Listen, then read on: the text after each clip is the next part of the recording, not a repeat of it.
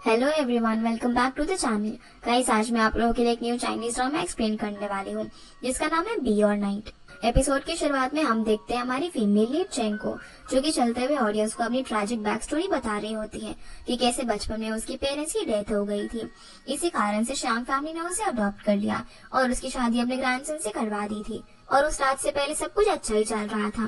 Cheng फिर चलते हुए हॉस्पिटल पहुंचती है, जहाँ वो रिसेप्शन पर डॉक्टर से रूम नंबर 103 के पेशेंट के बारे में पूछती है। वो पेशेंट कोई और नहीं बल्कि चेंग को अडॉप्ट करने वाली ग्रैंड माँ थी। डॉक्टर बताता है कि उनकी कंडीशन थोड़ी सी सीरियस है, उन्हें कुछ भी हो सकता है। जो सुनकर वो ग्रैंड माँ को मिलने के लिए चली जाती है, जहाँ पर वो उनको देखकर काफी इमोशनल हो जाती है। ग्रैंड माँ होश में आने के बाद सबसे पहला सवाल उससे अपने ग्रैंडसन टिंग के बारे में ही पूछती है, जिस पर सीन शिफ्ट होता है और हम देखते हैं कि टिंग का सर वाज पर लगता है, जैसे कि चेंग ने अपनी जान बचाने के लिए मारा था।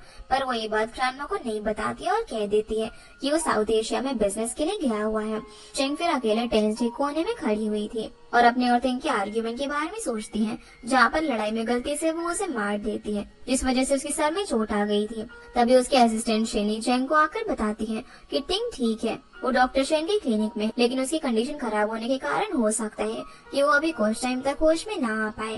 टिंग जिंदा है ये सुनकर उसे राहत मिलती है। वो अब शेनी को ग्रैंडमा का हॉस्पिटलाइजेशन को रिन्यू करके उसके साथ योन्सो जाने की बात करती है और वो उसे जाने की प्रिपरेशन करने को कहती है। सीन अब शिफ्ट होता है, हम स्टोरी के 1 साल पहले का सीन देखते हैं, जहाँ पर योन्सो में चेंग को किसी लैंड के इशू में टिंग के जैसी आइडेंटिकल देखने वाले आदमी ने किडनैप कर लिया था। उसे पहले देखने पर चेंग को लगता है कि वो टिंग है, लेकिन फिर रियलाइज होता है कि वो सिर्फ उसके जैसा दिखता है। वो जब उससे पूछती है कि वो कौन है, तो वो उसका जवाब देने की जगह उसे लैंड रिलेटेड सवाल करता है। इस बीच वो चेंग के हाथ जो बंधे हुए थे उन्हें खोल देता है और बताता है कि वो टिंग का भाई है, जिसका नाम ईरान है। फिर वो उसे लैंड के डिस्प्यूट से रिलेटेड बातें करने लग जाता है, जिसमें टेल्स आने पर लैंड शियांग फैमिली की हो जाएगी और हेड आने पर वो चेंग को पानी में गिराकर उसे मछलियों का खाना बना देगा।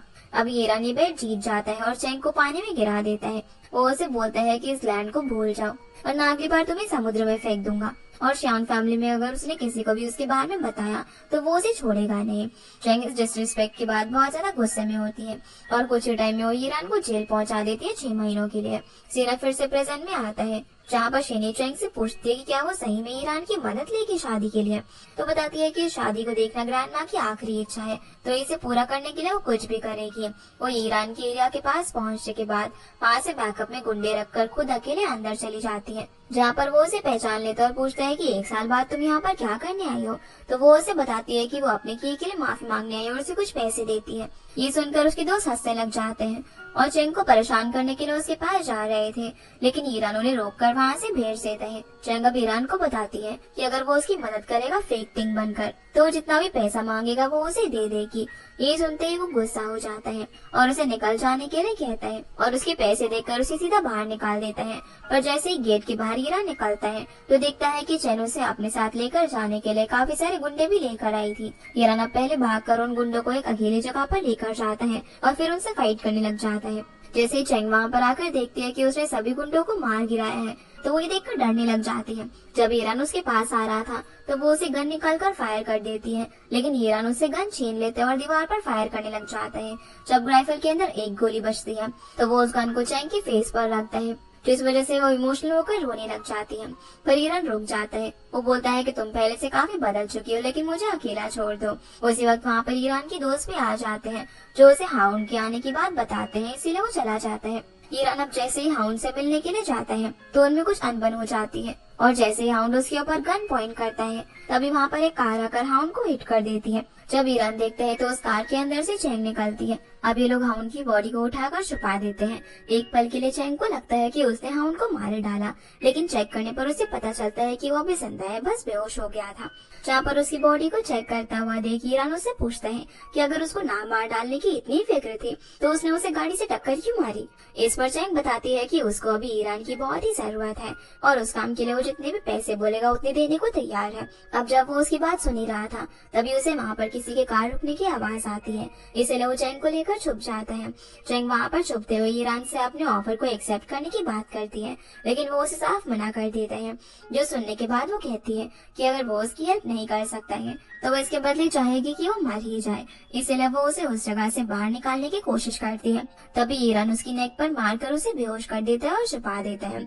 लेकिन कार में जो लोग थे वो ईरान की आवाज सुन लेते हैं और वहाँ पर आ जाते हैं। बिशप का एक गुंडा आकर ईरान के सर पर पॉइंट कर देता है और फिर वहाँ पर बिशप भी आ जाता है। बिशप यहाँ पर उसे तेंग समझ रहा था और पूछता है कि वो यहाँ पर क्या कर रहा है। जैसे ईरान को रियलाइज होता है कि वो उसे उसका भाई तेंग समझ रहा है, तो वो उसे उसी की तरह जवाब देकर कहता है कि उसको यहाँ पर अजूरे ड्रैगन में कुछ काम था। जो सुनकर बिशप वहाँ से चला जाता है। फिर बिशप का साथी उसे आज की ईरान के साथ एक डील के बारे में पूछता है, पर तेंग खुद ही यहाँ पर था तो वो उनकी डील कैंसिल करने के लिए सोचता है। बिशप के वहाँ से निकल जाने के बाद ईरान चैंग को लेकर अपने बार्बर हाउस में जाता है और चैंग के ऑफर के बारे में सोचने लग जाता है। बार्बर शॉप में हम देखते हैं कि ईरान बिल्कुल तेंग जैसे ही रेडी होता है और सीन फ्लैशबैक में चला जाता है, जहाँ हम देखते हैं कि चैंग की मुलाकात ईरान से 2-3 बार ही हुई थी, पर वो तीसरी मुलाकात चैंग को याद नहीं थी। जब चैंग रोड क्रॉस कर रही होती है तभी उसे तेंग के जैसा कोई दिखाई देता है। उसके साथ कुछ टाइम तक आई कांटेक्ट भी होता है, पर वहाँ से ट्रेन निकलने के बाद वो वहाँ से गायब हो जाता है और असली तेंग के साथ वो वहाँ से चली जाती है। सीन अब चैंग पर शिफ्ट होता है। जैसे वो होश में आती है तो शॉक हो जाती है, क्योंकि उसको तेंग और ईरान में कोई भी डिफरेंस नहीं लग रहा था। वो पूछती है कि उसने क्या डिसाइड किया, तो वो कहता है कि उसे उसका ऑफर एक्सेप्ट कर लिया है और वो उसके साथ वापस जाएगा। अब वो तेंग और ईरान को इतना आइडेंटिकल देखकर शॉक में पूछती है कि क्या सही में तुम दोनों ट्विन ब्रदर्स हो, क्योंकि इतने टाइम तक श्यांग फैमिली के साथ रहने पर भी उसको इसके बारे में कुछ भी नहीं पता चला। तो ईरान बोलता है कि मैं तो तुम्हें बाय चांस मिल गया और श्यांग फैमिली में कोई उसके एग्जिस्टेंस के बारे में नहीं जानता है।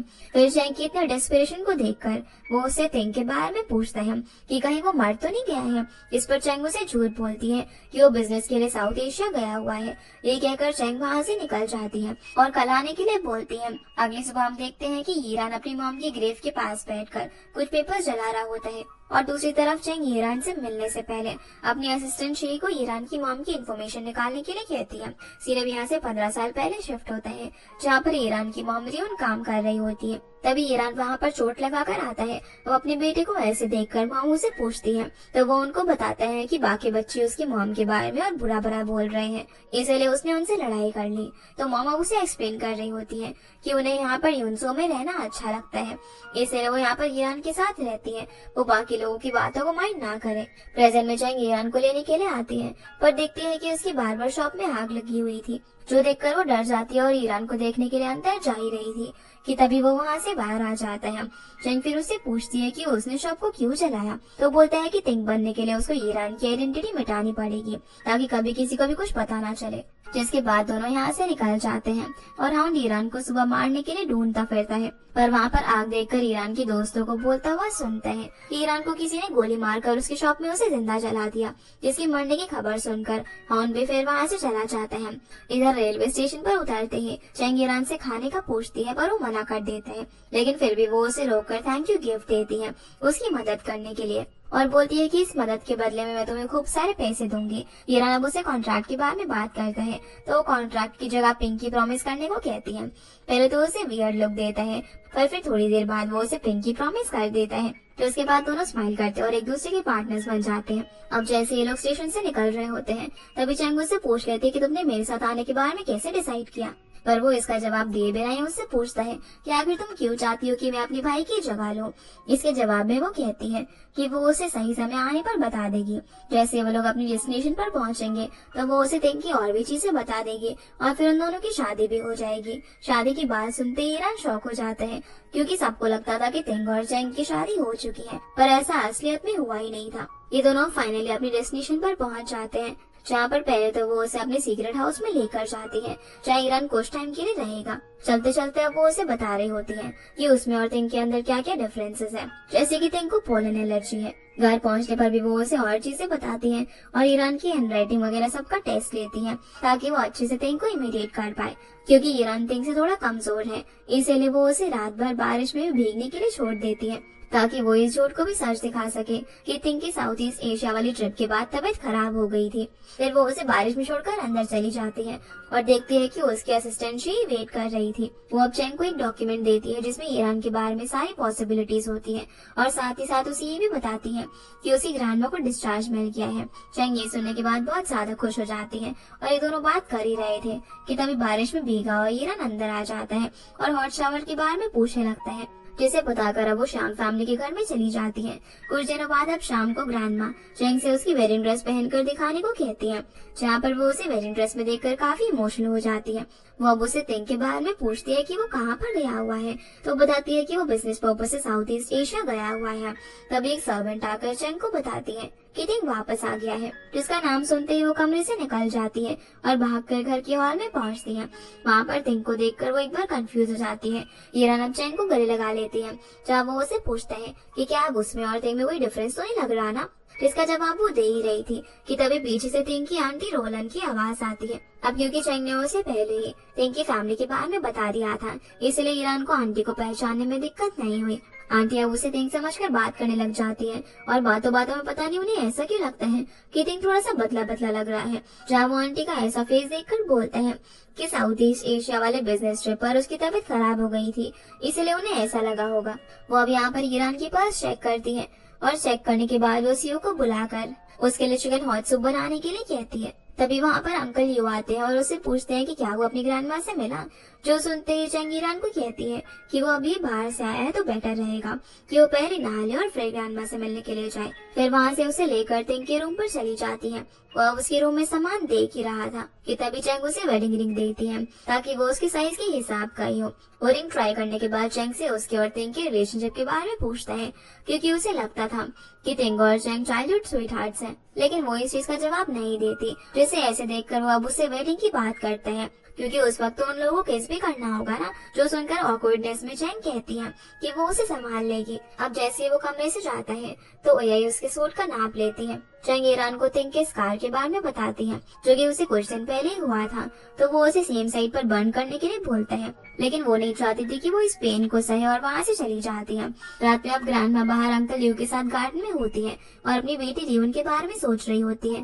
वो याद करती है कि उनकी गलतियों के कारण उनकी बेटी ने उनकी फैमिली से नाता तोड़ लिया था। दूसरी तरफ चैंग असिस्टेंट शी का दिया हुआ डॉक्यूमेंट्स पढ़ती है और उसे रियलाइज होता है कि ईरान भी ग्रैंडमा शियांग का ही ग्रैंडसन है, और रियलाइज होता है कि शायद वो यहाँ पर अपनी मॉम के बारे में जानने के लिए आया है। तभी ईरान भी ग्रैंडमा के पास जाने के लिए वहाँ पर आता है, जिसे देखकर चैंग भागी भागी उसके पास जाती है और ईरान का हाथ रोक लेती है और पूछती है कि वो यहाँ पर क्या कर रहे हैं। जैसे ही ग्रैंडमा चैंग की आवाज सुनती है तो नींद से उठ जाती है और ईरान को तिंग समझकर काफी खुश हो रही थी। वो उसका हाथ अब चैंग के हाथ में देती है और कहती है कि वो दोनों आराम से जाकर सो जाए, अपनी ग्रैंडमा की तबीयत के बारे में चिंता ना करे। इसीलिए अब चैंग ईरान का हाथ पकड़कर उसे अंदर लेकर जाती है और उसे उसका शांग फैमिली में आने का रीजन पूछती है, जिस पर वो बताता है कि उसकी मॉम का रिवेंज ले रहा था, पर अभी उसको उसकी सिस्टर इन लॉ से शादी करनी पड़ रही है। ईरान फिर उसे पूछता है कि तिंग को भी कुछ हुआ होगा ना, तभी वो उसे उसकी जगह पर लेकर आई है। वो अब चैंग को सोफे पर बैठने के लिए बोलता है। फिर वो उसे एक ग्लास का टुकड़ा दिखाता है जिस पर तिंग का खून लगा हुआ था। उस टुकड़े को देखकर वो शॉक हो जाती है। ईरान बोलता है कि उन दोनों की सीक्रेट्स है, तो बेटर ये रहेगा कि वो दोनों एक दूसरे के सीक्रेट्स को संभाल कर रखे और उनके बारे में एक दूसरे से क्वेश्चन ना करे। ग्लास का टुकड़ा देखकर वो ऑलरेडी शॉक में थी। अब वो ये बोलकर चली जाती है कि कल शादी है तो वो अच्छे से सो जाए। अगले दिन अब चैंग और ईरान की शादी होती है। स्टार्टिंग में चैंग थोड़ी सी नर्वस थी, पर ईरान जब उसे सेफ फील करवाता है तो उसकी नर्वसनेस खत्म हो जाती है। आइल पर अब वो दोनों फाइनली वेडिंग वाउस लेते हैं, उसे शादी करने के लिए हाँ बोलता है। लेकिन जब चैंग की बारी आती है तो वो थोड़ा सा पास में चली जाती है, जहाँ पर उसे याद आता है कि कैसे उसे तिंग अच्छे से ट्रीट नहीं करता था और उसे अब्यूज करता था। पर जैसे ही ईरान उसको पूछता है तो रियलिटी में वापस आकर उसे हाँ में जवाब देती है। वाउस कंप्लीट होने के बाद दोनों रिंग एक्सचेंज करते हैं और अब चर्च के फादर उन्हें किस करने के लिए कहते हैं। पहले तो चैंग चीक्स पर किस करती है, लेकिन जब फादर उन्हें फिर से किस करने के लिए बोलते हैं तो ईरान आगे बढ़कर उसे किस कर देता है। घर पहुंचने के बाद अब सबसे पहले चैंग ईरान को चाटा मारती है, क्योंकि उसने उसे सभी के सामने किस कर दिया था। पहले तो ईरान को समझ नहीं आता कि ये सब क्या हुआ, पर जब असिस्टेंट शानी बताती है कि वो चैंग की फर्स्ट केस थी तो वो ऑकवर्डनेस से वहाँ से निकल जाता है।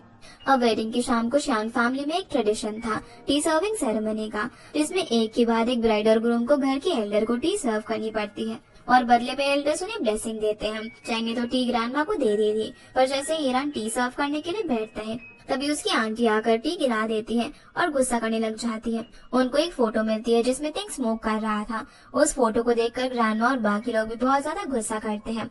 ईरान से पूछने लग जाते हैं कि क्या फोटो में वो है, इस पर वो साफ साफ मना कर देता है कि इस फोटो में वो नहीं है। अब यहाँ से हम देखते हैं कि जब आंटी महजोंग खेल रही थी तभी उनकी जीतने के बाद एक पर्सन उन्हें इन्फॉर्मेशन के नाम पर टिंग का वो स्मोक करता हुआ फोटो दे देते हैं, जहाँ पर ईरान की डिनाई करने पर भी कि वो पर्सन नहीं है, कोई भी उसकी बात नहीं मानता।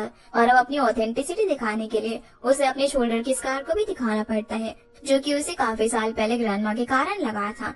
जब स्कार देखने की बात पर पहले तो चैंग डर गई थी, क्योंकि वो स्कार ईरान की बॉडी पर नहीं था, लेकिन इस शक को अवॉइड करने के लिए ईरान अपने आप को सफर करवाता है। ईरान अब स्कार चेक करवाने के बाद बिना कुछ आर्ग्यूमेंट करे अपनी ग्रैंडमा की बात मान लेता है और सॉरी बोलने लगता है, लेकिन वो वापस से ऐसी गलती ना करे तो ग्रैंडमा उसे अंकल ही उसे पिटवाती है।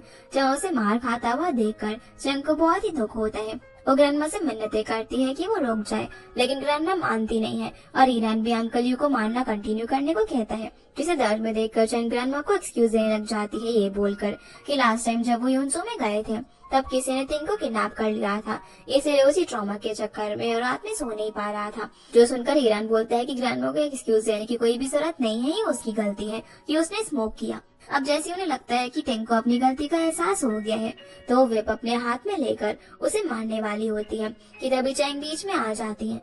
ग्रैंडमा उसे बीच से हटने के लिए कहती है, पर वो नहीं मानती, तो ग्रैंडमा व्हिप उठाती है चैंग को मारने के लिए, लेकिन होपफुली ईरान व्हिप पकड़ लेता है और ग्रैंडमा को रोक देता है। तभी ग्रैंडमा को सर्जरी की वजह से हार्ट में दर्द उठता है और अंकल और बाकी सभी लोग उन्हें लेकर हॉस्पिटल भागते हैं। घर पर अब बस ईरान और चैंग ही बचे हुए थे, जहाँ पर ईरान की ऐसी हालत देखकर चैंग रो पड़ती है और उसे हक करके कंसोल करती है। थोड़ी देर बाद अब वो रूम में जाकर उसकी चोट पर दवाई लगाकर पट्टी बांधती है। तभी ईरान उससे पूछता है कि उसे कभी नहीं लगा था कि चैंग उसे मार से बचाने के लिए उसके बीच में आ जाएगी। इस पर वो बोलती है कि वो नहीं चाहती कि उसके भाई की सजा उसे मिले।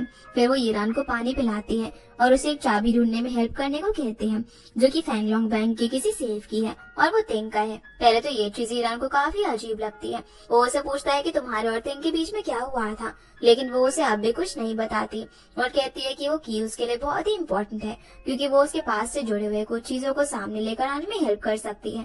पर ईरान अब उसके कुछ ना बताने के कारण जा ही रहा होता है। तभी चैंग को अंकल यू की आवाज आ जाती है, इसलिए वो ईरान को गले लगाने लग जाती है ताकि किसी को शक ना हो पाए, जिससे ईरान को काफी अजीब लगता है, लेकिन वो भी एक्टिंग करने लगता है। रात में अब सोने से पहले कमरे में ईरान एक बुक खोलता है जिसमें एक कॉलर पेन था। ईरान को उस कॉलर पेन और बुक को लेता हुआ देखकर चैंग उन्हें अपने तकिए के नीचे रख लेती है और वो उसे सोफे पर सोने के लिए कहकर खुद बेड पर सो जाती है। सोते वक्त रात में चैंग को उसके बचपन में उसकी फैमिली के साथ हुई कुछ चीजें याद आती हैं जो उस कॉलर पेन से रिलेटेड थी, जिसे डर कर वो उठ जाती है और अपने आप को काम डाउन करती है। जहाँ पर उसे ऐसे डरता हुआ देखकर ईरान सोच में पड़ जाता है कि ये कॉलर पिन वगैरह पता नहीं इसके लिए क्यों इम्पोर्टेंट है और भला वो क्यों और कैसे इस फैमिली के अंदर 15 सालों से रह रही है। अगले दिन हम देखते हैं जब चैंग कपड़े सुखा रही थी तभी काम करते करते उसे ईरान देखता है। वो चुपके चुपके उसे निहारने लगती है, तभी उसका उसके साथ आई कांटेक्ट हो जाता है। ईरान फिर उसके पास आता है और कहता है कि वो उस की को ढूंढने में उसकी हेल्प तो कर देगा, पर उन्हें बाहर निकलने का कोई बहाना ढूंढना पड़ेगा, क्योंकि स्मोक पॉट वाले इंसिडेंट के बाद ईरान घर के अंदर ग्राउंडेड था और ग्रैंडमा हॉस्पिटलाइज्ड। जहाँ पर उसका इस तरीके से माइंड चेंज होता वो देखकर चैंग शॉक हो जाती है और पूछती है कि उसको उसकी हेल्प क्यों करनी है, जिस पर वो कोई भी जवाब नहीं देता, पर उसकी हेल्प करने के लिए वो पिंकी प्रॉमिस कर लेता है। ईरान अब उसे बताता है कि हो सकता है कि चाबी घर में नहीं बल्कि किसी इंसान के पास हो, जैसे कि स्मोकिंग वाली फोटो में वो लड़की, क्योंकि वो वेडिंग डे पर टिंग को मिलने के लिए भी आई थी। तो वो बताता है कि कैसे उसने टिंग की तरह बातों को शाओ शाओ के साथ हैंडल किया और उसने उसके मुंह से ये बात भी निकलवाई कि शायद कोई तो उस पर नजर रख रहा है। जहाँ पर शाओ शाओ के न्यूज देने का तरीके से उसे लगता है कि वो जरूर टिंग को पसंद करती होगी और उसे कंक्लूजन मिलता है कि हो सकता है कि वो चाबी उसके पास हो। चैंग को तो शव के बारे में कुछ भी नहीं पता होता, इसीलिए शाम को ईरान और चैंग मिस्टर 13 के पास जाते हैं ताकि वो उस औरत की इन्फॉर्मेशन निकाल सके। उनसे इन्फॉर्मेशन निकलवाना मुश्किल था, इसीलिए उनके सामने इन दोनों को एक्ट करना पड़ता है कि इन दोनों का बहुत ही बड़ा झगड़ा हुआ है और चैंग को लग रहा है कि वो फोटो वाली लड़की और तिंग का अफेयर चल रहा है। एक्टिंग को रियल बनाने के लिए चैंग ईरान को यहाँ पर चाटा भी मार देती है, फिर गुस्से में वहाँ से उठकर जाने की एक्टिंग करती है। यहाँ पर मिस्टर 13 बताते हैं कि उसके सवालों का जवाब उसे न्यू फेरी में जाकर मिलेगा। अब दोनों वहाँ से निकल ही रहे थे कि ईरान मिस्टर 13 की गेट बंद करने पर मिस्टर हानशन के बारे में मेंशन करता है और दोनों के फेस पर एक स्लाइड सी स्माइल आ जाती है। अब जब ये दोनों वापस जा ही रहे थे तब ईरान उससे पूछ लेता है कि अपनी एक्टिंग को सच बनाने के लिए तुम्हें मुझे मारने की जरूरत नहीं थी। ईरान अब अपने अंकल से मिलने के लिए कैफे में जाने लगता है, जिसे चैंग काफी रोकने की कोशिश करती है पर वो मानता ही नहीं है और चला जाता है। वो अब चलते चलते एक लीज कैफे के अंदर पहुंचता है, जहाँ पर बैठकर वो अपने अंकल ली से बात कर रहा था कि कैसे उनके बाकी साथियों ने नया बिजनेस चालू कर लिया है, जहाँ पर अंकल ली उसे शाओ से बचने के लिए कहते हैं। ईरान फिर अंकल ली को प्रॉमिस करता है कि वो तिंग की आइडेंटिटी के साथ कंट्री से जो भी ड्रग्स वाले इश्यूज हैं उन्हें सॉल्व करेगा। और दूसरी जगह चैंग उसका वेट करते करते ट्रैम स्टॉप के वहीं पर रुक जाती है, जिसे वेट करता हुआ देखकर ईरान उसके पास जाता है। वो पूछता है कि वो उसका वेट क्यों कर रही थी, तो बताती है कि उसे लगा कि बारिश नॉन स्टॉप हो रही है और उसके पास अम्ब्रेला भी नहीं है, तो उसे रुक जाना चाहिए। अब वो उसे यहाँ पर 15 साल पहले की बात बताती है। इसका रिलेशन उस की से था। वो बताती है कि उसके पेरेंट्स कुछ ड्रग प्योरिफिकेशन से रिलेटेड रिसर्च कर रहे थे और किसी ने उनको उसकी आंखों के सामने ही मार दिया था। तो ईरान उससे पूछता है कि इसका तिंग से क्या रिलेशन है।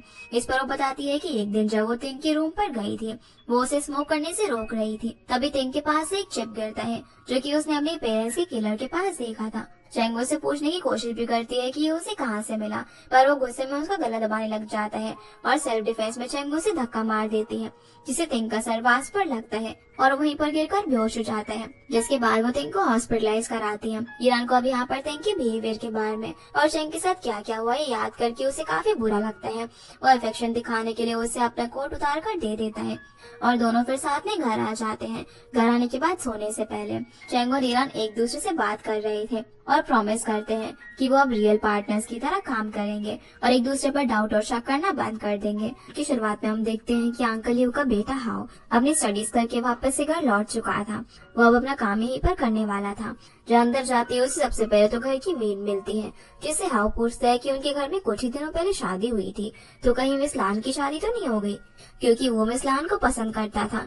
जिसके बाद वो अंदर जाता है तो वहाँ उसका आई कांटेक्ट मिस लान से होता है और दोनों एक दूसरे को क्रॉस करते हुए देखते जा रहे थे। लेकिन तभी वहाँ पर अंकल यू आ जाते हैं, जहाँ वो मिस लान से कहते हैं कि वो ग्रैंडमा से बात करेंगे ताकि वो हाओ को यहाँ पर स्टे करवा सके।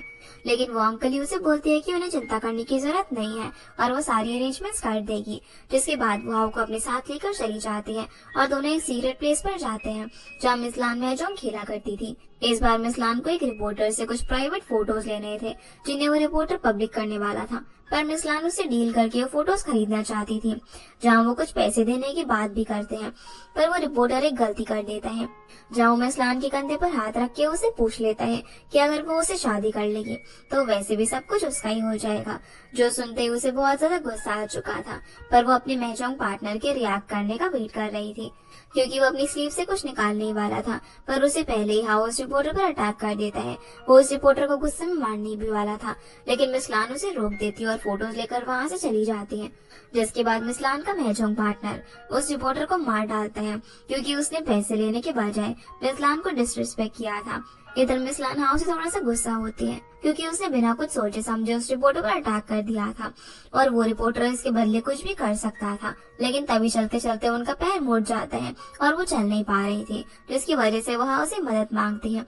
पर वो थोड़ा नर्वस होकर सोचने लग जाता है कि वो उसको टच कैसे कर सकता है, इसलिए वो अपने जैकेट उतार कर पहले उसको कवर कर देता है और फिर उसे उठाकर कार तक लेकर जाता है, जहाँ मिस लान उसे देखकर बहुत ज्यादा शाय फील कर रही थी और हाओ उसे एक जगह पर वेट करने के लिए कहकर वहाँ से चला जाता है। एकदम से बारिश भी शुरू हो चुकी थी और मिस लान भीग रही थी, पर तभी हाओ वहाँ पर अम्ब्रेला लेकर आ जाता है और उसको भीगने से बचा लेता है। मिस लान उसे देखकर स्माइल करने लग जाती है। वो उससे पूछती है कि वो बाहर पढ़ने गया था तो वहाँ पर क्या काम करता था, जिस पर हाओ बताता है कि वो एक बॉक्सर है, जिसकी वजह से मिस लान उसे जॉब पर रख लेती है और कहती है कि वो अब से उसके लिए काम करेगा और उसे प्रोटेक्ट करेगा। दूसरी तरफ हम चैंग को देखते हैं, उसे ये पता चल चुका था कि शाओ न्यू फेरी की ओनर थी।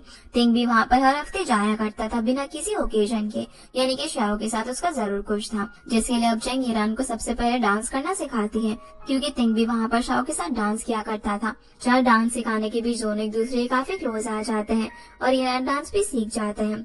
इसके बाद चेंग उसे तिंग की तरह ड्रिंक करना सिखाती है, क्योंकि वो हर वैरायटी की ड्रिंक को अलग तरीके से स्मेल करके और टेस्ट करके पीता था। दोनों ही ड्रिंक टेस्ट करके बहुत ज्यादा ड्रंक हो चुके थे। जिस बीच चेंग से पूछती है कि क्या ईरान को भी वैसी ही लड़कियां पसंद है, जो बोलकर वो उसे शाओ का फोटो दिखाती है, लेकिन वो उस पर ध्यान भी नहीं देता और फोटो साइड में खिसका देता है। तो चेंग पूछती है कि अगर तुम्हें शाओ जैसी लड़की पसंद नहीं है तो तुम मेरे बारे में क्या सोचते हो, मतलब कि उसके जैसी लड़की। एक बार के लिए तो ईरान उसे बोलता है कि वो ना उसकी टाइप की नहीं है, पर जब वो उसे पूछती है कि अगर वो उसकी टाइप की नहीं है तो वो इतना रिस्क उठाकर उसकी मदद क्यों करना चाहता है, तो ईरान अब उसे अपने क्लोज बुला लेता है और वो उसके कानों में कुछ कहने भी वाला था, पर इतना ज्यादा ड्रंक होने की वजह से वो उसके शोल्डर पर गिरकर ही सो जाता है। अब अगले दिन वो जाने के लिए बिल्कुल रेडी था और चेंग उसे शाओ के लिए एक ड्रेस भी देती है ताकि वो तिंग बनकर उसे वो ड्रेस गिफ्ट कर सके। तभी ईरान भी एक बैग निकालता है और चेंग को देते हुए कहता है कि उस बैग में भी एक ड्रेस है, इसलिए अब चेंग भी उसके साथ न्यू फेरी चलती है। अब वो जैसे ड्रेस पहनकर बाहर आती है तो उसे देखकर ईरान स्माइल करने लग जाता है, क्योंकि वो उस ड्रेस में काफी ब्यूटीफुल लग रही थी। चेंग उसे बताती है कि उन्हें न्यू फेरी जाने के लिए वीआईपी पासेस की जरूरत होगी और वो उसे अरेंज करने हैं, लेकिन ईरान जवाब में कहती है कि आखिर तिंग को वहाँ पर जाने के लिए पास क्यों चाहिए। जिसके बाद सबसे पहले ईरान न्यू फेरी पहुँचता है और बिना किसी पास के एंटर कर रहा होता है। एक गार्ड उसे रोकने की कोशिश भी करता है, लेकिन तभी वहाँ पर शाओ आ जाती है जो कि ईरान को अंदर ले जाती है और ईरान अब बिल्कुल तिंग की तरह एटीट्यूड दिखा रहा था। वो शाओ के साथ डांस भी करता है, जहाँ पर वो कोई भी गलती नहीं करता, क्योंकि वो अपने सामने शाओ को नहीं बल्कि चेंग को इमेजिन कर रहा था। वो सोच रहा था जैसे कि वो चेंग के साथ डांस कर रहे हैं, इसलिए वो शाओ की नजरों में एक भी डाउट नहीं आने देता और इन सब पर चेंग ने भी नजर रखी हुई थी ताकि ईरान कोई भी गलती ना कर दे। पर थोड़ी देर बाद वो ईरान को शाओ के साथ अकेला छोड़ देती है ताकि वो डिस्ट्रैक्ट ना और अपना काम कर सके। जिसके बाद शाओ उसे अपने साथ ड्रिंक करने को ऑफर देती है और वहाँ पर रखी हुई थी वोडका, जो कि ईरान को बिल्कुल भी पसंद नहीं थी, पर फिर भी वो उन ग्लासेस में से बीच वाले ग्लास उठा लेता है और एक ही बार में उसे खाली कर देता है। इस पर शाओ से पूछने लग जाती है कि पहले तो कभी इस तरीके से वो बीच का ग्लास नहीं उठाता था, उसे एक ग्लास खत्म करने में बहुत ही टाइम लगता था। तो ईरान उसे जवाब देता है कि वो अपनी वाइफ की वजह से थोड़ा सा स्ट्रेस में है। ये सुनते ही शाओ वहाँ से उठती है और एक गन लेकर ईरान पर पॉइंट कर देती है, जिससे वो थोड़ा सा नर्वस हो जाता है कि कहीं शाओ को पता तो नहीं चल गया कि वो तिंग नहीं है। लेकिन वो उसे कहती है कि वो उसे पनिश करना चाहती है, क्योंकि उसने अपनी सोलमेट यानी कि शाओ को बुलाकर किसी और से शादी कर ली। जो सुनकर वो थोड़ा सा शांत हो जाता है, क्योंकि शाओ उसके साथ बस मजाक कर रही थी। जिसके बाद वो चेंज करने चली जाती है। इतने में ईरान उसके रूम में होगी ढूंढने लग जाता है और शाओ से पूछता है कि उसी घर में जो उसकी स्मोक करते हुए फोटोज भेजे गए थे, आखिर वो फोटोज किसने भेजे हो सकते हैं। शाओ से रिपोर्टर हुआंग का नाम बताती है और वो ईरान से पूछने ही वाली थी कि वो तो उसके लिए अब्रॉड से इतनी सारी लिलीज लेकर आया था, जबकि उसे लिलीज से एलर्जी थी, तो अब उसकी एलर्जी क्यों नहीं दिख रही। पर इसका जवाब देने से पहले ईरान वहाँ से निकल जाता है और शाओ बाहर आकर अपने रूम की एंट्रेंस पर ही रखी हुई लिली पॉट को देखती है, क्योंकि उसके नीचे ही शाओ ने वो की छुपाई हुई थी। उसे शक हो चुका था कि वहाँ पर कुछ तो गड़बड़ चल रही है, क्योंकि जब ईरान शाओ के रूम में उन लिलीज को क्रॉस करते हुए आया तब उसे कोई भी एलर्जी नहीं हुई। जिसके बाद हम मिस लान और हाओ को देखते हैं। ये दोनों भी कांगहाई फार्मास्यूटिकल की सेक्रेटरी से मिलने के लिए आए हुए थे, क्योंकि मिस्टर हु ने एम के एरिया से एफिडेरा नाम की सभी ड्रग्स खरीद ली थी और वो उन्हें यूज कर रहा था, जिससे कि बाकी लोगों को प्रॉब्लम आ रही थी। और मिस लान भी वही ड्रग को अपनी कंपनी के लिए खरीदना चाहती थी। जो सुनकर मिस्टर ये एक बार के लिए तो उस पर हंसने लग जाते हैं और इंसल्ट करने लगते हैं कि वो एक सिंपल सी वुमेन होकर इतना बड़ा बिजनेस कैसे संभाल रही है, जबकि उसके पास कोई एबिलिटी भी नहीं है। और वो ये भी जानते हैं कि उसकी फैमिली में सभी लेडीज कैसे बिजनेस संभाल रही हैं। जो सुनकर हाओ को गुस्सा आ रहा था और वो मिस लान की ऑर्डर देने का वेट कर रहा था। तभी मिस्टर ही यहाँ पर लान की ओर भी ज्यादा इंसल्ट करने लग जाता है और उसका हाथ भी पकड़ लेता है, जिससे कि हाओ से अब कंट्रोल नहीं होता।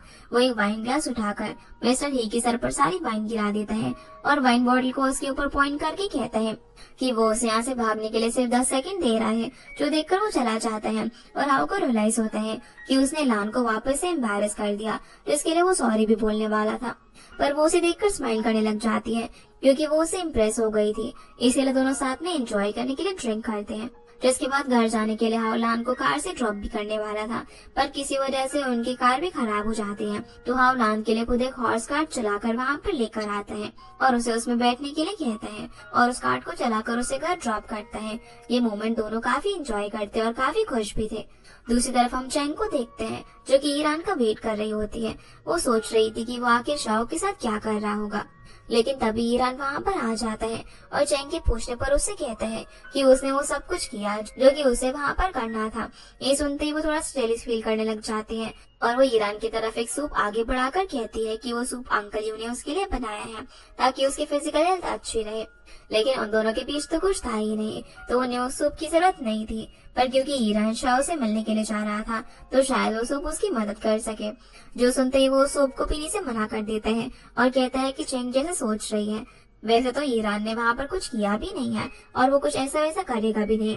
इसके बाद उससे पूछती है कि क्या वो वहाँ से कुछ लेकर आया है। तभी ईरान एक फ्लावर से भरा हुआ बैग लेकर चैंग की तरफ बढ़ता है और उस फ्लावर को देखते हुए कहता है कि वो फ्लावर्स उसे रास्ते में दिख गए थे। उसने सोचा कि उसे चैंग के लिए लेनी चाहिए, जो देखते ही चैंग बहुत ज्यादा खुश हो जाती है और ईरान भी मन में यही सोचकर खुश हो रहा था कि उसने पहली बार किसी के लिए इतना कुछ किया है। वो पहली बार किसी की इतनी मदद कर रहा था और उनकी खुशी के लिए भी सोच रहा था। अब अगले दिन ईरान अपने हाथ में फ्लावर पॉट लेकर घर के अंदर आ जाता है और सभी लोग शॉक थे क्योंकि तिंग को पॉलन से एलर्जी थी। यही सवाल अंकल यू भी ईरान से पूछते हैं, लेकिन वो उन्हें जवाब देता है कि जब वो अब्रॉड गया था तो उसकी एलर्जी किसी वजह से ठीक हो गई। जो सुनते ही चैंग उसे जल्दी से अंदर लेकर चली जाती है और उसे समझाती है कि उसने सभी लोगों से ये झूठ क्यों बोला। ईरान बोलता है कि ये सिर्फ एक एलर्जी की तो बात है ना, उसे कोई कैंसर थोड़ी हुआ था जो कि ठीक नहीं हो सकता। चैंग अब उसे ऐसे बिहेव करने का असली रीजन बताती है और कहती है कि एक दिन तिंग वापस इस घर में आ जाएगा, तब ईरान का क्या होगा। यही सब सोचने की वजह से चैंग उसे इस झूठ से थोड़ा सा डर गई थी। जो सुनकर ईरान भी थोड़ा इमोशनल हो जाता है क्योंकि एक दिन उसे इस घर से और चैंग से दूर जाना था, लेकिन वो उससे बोलता है कि जब तक वो यहाँ पर रहेगा तब तक वो दोनों इन फ्लावर्स को एंजॉय करेंगे। ये सुनते ही चैंग को अपनी मॉम की भी याद आ जाती है क्योंकि वो दोनों भी इस तरीके से फ्लावर प्लांट करती थी और साथ में टाइम स्पेंड करती थी, जिसकी वजह से अब वो भी चैंग के साथ मिलकर अपने रूम में फ्लावर्स लगाने लग जाती है और काफी खुश होती है क्योंकि ईरान उसे बहुत ही ज्यादा समझता था और जानता था कि चैंग को क्या पसंद है। इसके बाद अब हाओ को देखते हैं जो कि लान से मिलने के लिए जाता है। एक बार फिर वो उसकी ब्यूटी को देखकर डिस्ट्रैक्ट हो गया था, पर फिर उसे याद आता है कि एक बार जब वो लान से मिला था तो लान का इयररिंग नीचे गिर गया था, जिस वजह से उसने उसे फेंकने को कह दिया। लेकिन उसने वो इयररिंग संभाल कर अपने पास रख लिया था क्योंकि वो उसे कुछ ज्यादा ही एडमायर करता था। तभी लान उससे पूछती है कि बाहर इतना शोर क्यों हो रहा है और वहाँ पर क्या चल रहा है। तो वो बताता है कि तिंग की पॉलन एनर्जी ठीक हो गई है, वो फ्लावर्स लेकर घूम रहा है। जो सुनते ही लान शॉक हो जाती है क्योंकि उसने आज तक तिंग को हर एक ड्रग देकर टेस्ट किया था और उसकी एलर्जी कभी भी ठीक नहीं हो पाई। इसलिए वो उसी वक्त उससे मिलने के लिए चली जाती है जहाँ पर ईरान पहले से ही चैंग के साथ बैठा हुआ था। लान आकर ईरान से पूछती है कि उसकी एलर्जी अचानक से कैसे ठीक हो गई। वो उसकी नर्व भी चेक करती है, लेकिन तभी ईरान के लिए एक इम्पोर्टेंट कॉल आ जाता है जिसे अटेंड करने के लिए उसे यहाँ से उठकर जाना पड़ता है। इस बीच लान चैंग से बात करती है जहाँ वो पूछती है कि तिंग और उसके बीच में सब कुछ सही हो गया है क्योंकि अब तिंग उसे देखकर हर वक्त स्माइल करता था और उन दोनों में सब कुछ अच्छा चल रहा था। जो सुनकर चैंग स्माइल करने लग जाती है। इसके बाद हम देखते हैं कि ईरान चैंग को घर के बाहर मिलने के लिए बुलाता है क्योंकि ईरान को असल में शाओ का कॉल आया था, वो तिंग से मिलना चाहती थी। जो सुनते ही चैंग थोड़ी सी टेंशन में आ जाती है क्योंकि आज तक शाओ ने कभी घर पर कॉल करके तिंग को मिलने के लिए नहीं बुलाया था। उसे थोड़ी सी अजीब फीलिंग आ रही थी जैसे कि कुछ गलत होने वाला है, इसलिए वो ईरान को रात को 10 बजे से पहले घर आने के लिए प्रॉमिस करती है।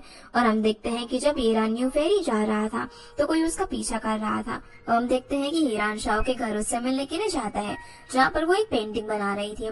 वो ईरान को उसकी पेंटिंग के बारे में पूछती है कि वो परफेक्ट है या फिर नहीं। तभी ईरान को याद आता है चैंग ने उसे पहले ही बता दिया था कि तिंग ने भी कुछ टाइम पहले ऑयल पेंटिंग सीखी है, तो ईरान को उसमें परफेक्ट होने की जरूरत नहीं है। इसलिए वो शाओ को भी यही कहते हैं कि वो उसकी पेंटिंग में कमियां निकालने जितना परफेक्ट नहीं है। तभी शाओ उसके क्लोज आने लग जाती है, पर वो उसके हाथों को और उसकी गर्दन को चेक कर रही थी जहाँ वो एकदम से ईरान को बेड पर धक्का देकर उसे ट्रैप कर लेती है और एक चाकू से उस पर हमला करते हुए पूछती है कि आखिर वो कौन है क्योंकि शाओ ने उसके रफ हाथ फील कर लिए थे जबकि तिंग के हाथ उससे सॉफ्ट थे। उसने तिंग की गर्दन पर एक टीथ मार्क दिया था जो कि ईरान की गर्दन पर नहीं था। यहीं पर वो पहचान गई थी कि वो तिंग नहीं है, लेकिन ईरान भी पूरी तैयारी से आया हुआ था। वो किस तरीके से उस चाकू को लगने से रोक देता है और शाओ से फाइट करता है जहाँ शाओ से उसे अपनी गन से शूट करने वाली थी, पर किस तरह ईरान उससे वो गन भी छीन लेता है और कहता है कि उसे शव से बस वो की चाहिए जो कि उसे थिंग ने दी थी। साथ ही उसे मारने की भी धमकी देता है, पर शव मरने से नहीं डरती थी। इसलिए ईरान एक ब्लेड निकाल कर उसे कहता है कि उसे मरना तो जरूर मंजूर होगा, लेकिन वो कभी भी बदसूरत नहीं दिखना चाहेगी। ये कहकर वो उस ब्लेड को शव के फेस के पास लेकर चला जाता है, जिससे कि अब उसे ईरान को की देनी पड़ती है और ईरान की लेकर वहाँ से बाहर निकल जाता है। इधर चैंग को ईरान की बहुत ज्यादा चिंता हो रही थी, क्योंकि ईरान को 10 बजे से पहले घर पर आ जाना चाहिए था, लेकिन अब बहुत देर हो चुकी थी। इसलिए खुद वहाँ पर जाने का डिसाइड करती है, जिस पर उसके असिस्टेंट उसे रोकने की भी कोशिश करती है, क्योंकि वो लोग चैंग की मॉम के मर्डरर के बहुत करीब थे और उन्हें एविडेंस में मिलने वाला था। पर अभी चैंग को इन सब की चिंता नहीं थी, उसे बस ईरान को घर लेकर आना था, वो भी जिंदा। इसलिए वो उसे बचाने के लिए निकल जाती है। दूसरी तरफ हम देखते हैं कि ईरान किसी तरीके से शव के रूम से बाहर तो आ जाता है, पर अब शव के लोग उसे बाहर से निकलने नहीं देते। इनसे फाइट करके ईरान किस तरीके से बाहर आता है और भी लोग एक साथ उस पर अटैक कर देते हैं और ईरान इस फाइट में काफी इंजर्ड भी हो जाता है। वो लोग उसे मारने वाले थे, लेकिन तभी वहाँ पर हवा आ जाता है, क्योंकि उसने अब तक ईरान पर नजर रखी हुई थी और वो उन लोगों से ईरान को फाइट करके बचा लेता है। इतने में वहाँ पर पुलिस भी आ जाती है, जिसकी वजह से ईरान बच जाता है और वहाँ से निकल जाता है। पर अब उसे बहुत ज्यादा ब्लीडिंग हो रही थी। वो अपने पेन में भी वो मोमेंट याद कर रहा था जब उसने पहली बार चैंग को देखा था। तभी चैंग वहाँ पर कार लेकर पहुंच जाती है और ईरान को ऐसे देखकर काफी इमोशनल होकर गले लगा लेती है। ईरान भी उसे कंफर्ट फील कराने के लिए और उसे शांत करने के लिए उसके सर पर हाथ रखता है। उसे कहता है कि उसे फिक्र करने की जरूरत नहीं है, क्योंकि ईरान मरने वाला नहीं है। जिसके बाद चैंग उसे घर पर लेकर चली जाती है और उसका फर्स्ट एड भी करती है। वो बस यही सोच रही थी कि कहीं उसके इस प्लान के चलते वो ईरान के साथ तो कुछ ज्यादा ही सेल्फिश नहीं हो गई है। पर उसके असिस्टेंट उसे समझाती है कि उसने कुछ भी गलत नहीं किया है, क्योंकि उनके पास और कोई चॉइस नहीं थी। तभी चैंग को उसकी आंटी यानी कि लान बात करने के लिए बुलाती है, जहाँ वो उससे पूछती है कि थिंग ठीक है या फिर नहीं। तो चैंग जवाब दे रही होती है कि वो ड्रेस कर रहा है और ठीक है, लेकिन उससे पहले लान उसे कह देती है कि उस बेड पर लेटे स्ट्रेंजर की बात नहीं कर रही हो, वो अपने मिसिंग नेफ्यू थिंग की बात कर रही है। जो सुनते ही चैंग काफी नर्वस हो जाती है, क्योंकि अब लान को भी उनका ये सीक्रेट पता चल चुका था। वो बार बार चैंग से यही पूछ रही थी कि आखिर उसका नेफ्यू ठीक है या फिर नहीं, जिसकी वजह से चैंग को असली थिंग के पास लान को लेकर जाना ही पड़ता है, जहाँ वो लान को सब कुछ बता देती है कि कैसे थिंग ने चैंग के साथ बिहेव किया था। और जब थिंग ने उसे मारने की कोशिश की तो उसने सेल्फ डिफेंस में उसे हिट कर दिया, जो सुनकर लान को रियलाइज होता है। वो चैंग से कहती है कि उसकी कोई भी गलती नहीं है, क्योंकि गलती उनकी फैमिली की है, जिन्होंने थिंग की ऐसी हरकतों पर ध्यान नहीं दिया। इसके लिए लान बहुत ज्यादा गिल्टी भी फील कर रही थी, क्योंकि वो चैंग को बचपन से ही जानती थी और उसके साथ इतना कुछ हुआ जिसके बारे में लान को पता भी नहीं था। तभी लान चैंग से ये भी कहती है कि वो जान गई है कि चैंग ये सब बस अपनी मॉम की डेथ के बारे में पता लगाने के लिए कर रही है, लेकिन उसे ईरान के साथ क्रिएट किए हुए ड्रामा को अब एंड कर देना चाहिए, क्योंकि ईरान उनका ही एक फैमिली मेंबर है। तो वो उसकी हर विश पूरी कर देगा और वो चाहे तो उनकी फैमिली में भी रह सकता है। लेकिन चैंग का प्लान कुछ और ही था। वो लान से रिक्वेस्ट करती है कि वो अभी ईरान और थिंग का मैटर कुछ टाइम के लिए खुद ही संभालना चाहती है। जो सुनते ही लान वहाँ से बिना कुछ कहे बाहर निकल जाती है और दोनों बस अपने गिल्ट में रो रही थी। चैंग घर आकर भी काफी ज्यादा ड्रिंक कर रही थी और ईरान के बारे में सोचती रहती है कि वो दोनों आखिर कैसे इतना क्लोज आते जा रहे हैं। चैंग उसके बारे में इतना क्यों सोच रही है। दूसरी तरफ ईरान को भी होश आ चुका था।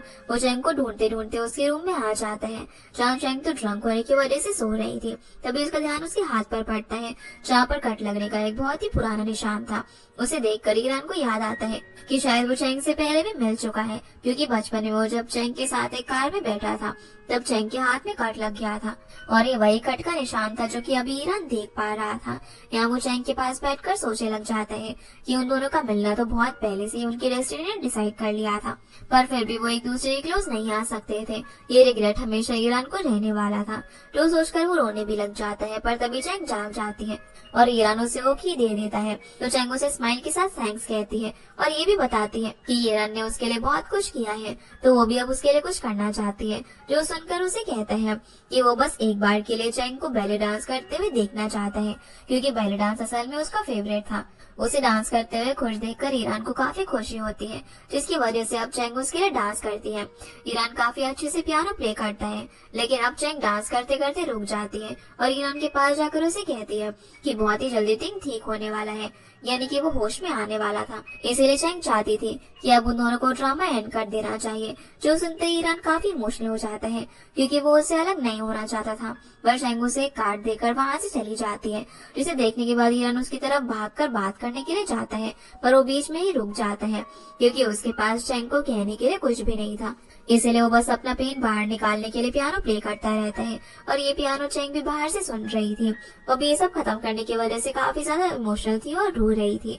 यहाँ से हम पास का सीन भी देख पाते हैं कि ईरान कहीं से एक छोटा सा पियानो चोरी करके भाग रहा था और कुछ लोग उसे पकड़ने की कोशिश कर रहे थे, पर वो चैंग की कार के अंदर जाकर छुप जाता है, जिस बीच चैंग के हाथ पर चोट लग गई थी, पर वो ईरान की छुपने में मदद करती है और उसकी फेस पर लगी चोट पर दवाई भी लगाती है, जो देखकर ईरान भी उसे चोरी किया हुआ पियानो गिफ्ट कर देता है और चैंग उसे कहती है कि वो जरूर एक दिन ईरान के लिए डांस करेगी। और ईरान कहता है कि मैं तुम्हें पियानो प्ले करके दिखाऊंगा।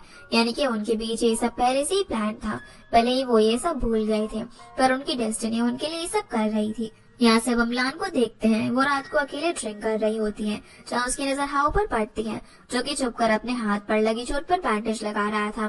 तो लान उसके हाथ पर बैंडेज लगाने में उसकी मदद करती है, उसे ये भी समझाती है कि वो उसके लिए काम करता है, इसका मतलब ये नहीं कि वो अपनी लाइफ की फिक्र ना करे, यानी कि उसे अपने बारे में भी सोचना चाहिए और उसकी भी लाइफ उनके लिए बहुत ही मैटर करती है। जो सुनकर हाउ ब्लश करने लग जाता है। वो दोनों अब एक दूसरे को देखकर स्माइल कर रहे थे, जिसके बाद हम चैंग को देखते हैं। वो उस की मदद से उन डॉक्यूमेंट्स को बाहर लेकर आ गई थी, जिन्हें तिंग ने सेफ बॉक्स के अंदर रखा हुआ था, पर इस बात की खबर बैंक मैनेजर भी तिंग फैमिली को पहुंचाने के लिए कहता है। अब चैंग घर जाकर वो फाइल असिस्टेंट को सेफ में रखने के लिए कह देती है और खुद अपने रूम में चली जाती है, जहाँ ईरान ने जाते जाते उसके लिए एक नोट छोड़ा हुआ था। उस नोट में उसने चैंग के लिए उन फ्लावर्स के बारे में लिखा हुआ था और उन सभी फ्लावर्स का ध्यान रखने के लिए कहा था, जो बढ़ते ही वो काफी इमोशनल हो जाती है और जल्दी से ईरान को ढूंढने के लिए निकल जाती है। भागते भागते उसका एक शू उसके पैर से निकल जाता है, तभी वो रुक जाती है क्योंकि उसके लिए वो शू उठाकर ईरान लेकर आ रहा था, जो कि उसे ब्रिज पर मिल गया था। ईरान अब उसे शूज वापस से पहना देते हैं और चैंग उसे कहती है कि वो दोनों गुड बाय बोले बिना ही अलग हो गए। ईरान बोलता है कि क्या वो भी कुछ कहना चाहती है, पर चैंग कुछ भी नहीं बोल पाती क्योंकि उसके दिमाग में लान की बातें चल रही थी कि उसे अब अपना ड्रामा एंड कर देना चाहिए। इसलिए ईरान वहाँ से चला जाता है, पर उन दोनों को ही एक दूसरे से अलग होकर बिल्कुल भी अच्छा नहीं लग रहा था। तभी चैंग रास्ते में चलते चलते एक आदमी से टकरा जाती है, जिसका नाम डेंग था और ये वही आदमी था जिसने चैंग के पेरेंट्स को मारा था, पर वो इस वक्त उसे पहचान नहीं पाती। जब वो घर जाकर वो सेफ बॉक्स वाले डॉक्यूमेंट्स देखती है तो उसे पता चलता है कि तिंग असल में कांग है। वो फार्मास्यूटिकल से अपने लिए वीट खरीदा करता था और उसके अंदर डेंग की फोटो भी होती है, जो देखकर चैंग पहचान जाती है कि जरूर ये वही आदमी था जिसे चैंग इतने सालों से ढूंढ रही है। दूसरी तरफ ईरान भी एक आदमी से मिलता है। वो लोग असल में हान चेन नाम के एक आदमी का पता लगाना चाहते थे, जो कि शाओ और हुआंग से रिलेटेड था। इसलिए ईरान को शाओ के बारे में और भी जानने की जरूरत थी, जिस वजह से अगले दिन वो शाओ से मिलता है, जहाँ पर शाओ एक बार फिर उस पर हमला कर देती है, पर वो इस बार भी उसे हरा देता है। उसे कहता है कि वो ही जानता है कि शाओ तिंग से कोई प्यार नहीं करती है, क्योंकि जब उसे पता चला कि तिंग की जगह वहाँ पर एक स्ट्रेंजर उसके साथ है, तो शाओ बस इस बात से गुस्सा हुई कि उसे ईरान ने धोखा दिया, पर उसने एक बार भी ये नहीं पूछा कि असली तिंग कहाँ पर है और कैसा है, क्योंकि उसे तो उसकी फिक्र थी ही नहीं। वो बस उसके साथ किसी वजह से थी और यही वजह ईरान को जाननी थी। इसीलिए अब ईरान शाओ को छोड़ देता है और कहता है कि वो बस शाओ के साथ टीम बनाना चाहता है, क्योंकि जो चीज वो चाहती है वो चीज ईरान भी उसे दे सकता है, जिसके बदले में बस शाओ को उसकी मदद करनी होगी। इसलिए अब शाओ भी उसे बात करने के लिए न्यू फेरी में मिलने के लिए कहती है। देखते हैं कि चैंग शाओ से मिलने के लिए न्यू फेरी में जाती है। असल में वो यहाँ पर ईरान के बारे में बात करने के लिए आई थी और वो शाओ से कहती है कि उसने अपने पर्सनल मैटर के लिए ईरान को भेजा था, अब वो ईरान का पीछा छोड़ दे और उसे हर्ट ना करे। इस पर शाओ थोड़ी शॉक हो जाती है और वो चैंग से कहती है कि वो कहीं ईरान को पसंद तो नहीं करने लग गई है, क्योंकि वो अपने हस्बैंड तिंग की मिस्ट्रेस से अपने लवर ईरान के बारे में बात करने के लिए आई थी। जो सुनकर चैंग उसे बोलती है कि अगर शाओ उसकी हेल्प करेगी तो इसके बदले में वो जो भी चाहेगी चैंग उसे पूरा करेगी। ये कहकर चैंग उसे दिन के बारे में पूछती है, जिसका नाम सुनते ही शाओ की बिहेवियर से ये पता लग जाता है कि वो उसके बारे में जरूर कुछ तो जानती है, पर वो चैंग को डील के लिए हाँ कर देती है और हेल्प करने के लिए मान जाती है, जिसके बाद चैंग यहाँ से चली जाती है। अब हम देखते हैं कि असल में ईरान ने भी शाओ पर नजर रखने के लिए न्यू फेरी पर नजर रखी हुई थी, जहाँ वो चैंग को देखकर थोड़ा सा सरप्राइज था। तभी वो नोटिस करता है कि जो आदमी चैंग को लेने के लिए आया था वो कोई कार्ड खींचने वाला तो नहीं था, क्योंकि ना ही उसके हाथ में ग्लव्स थे और ना ही उसका फेस ठीक से दिखाई दे रहा था। और असल में भी वो कोई अनजान ही था जो कि चेंग को एक सुनसान गली में ले जाकर किडनैप करने की कोशिश करता है। जो चेंग भी उसे गन पॉइंट पर लेकर डराने की कोशिश करती है, पर फिर भी वो लोग चेंग के फेस को कवर करके उसे पकड़ लेते हैं।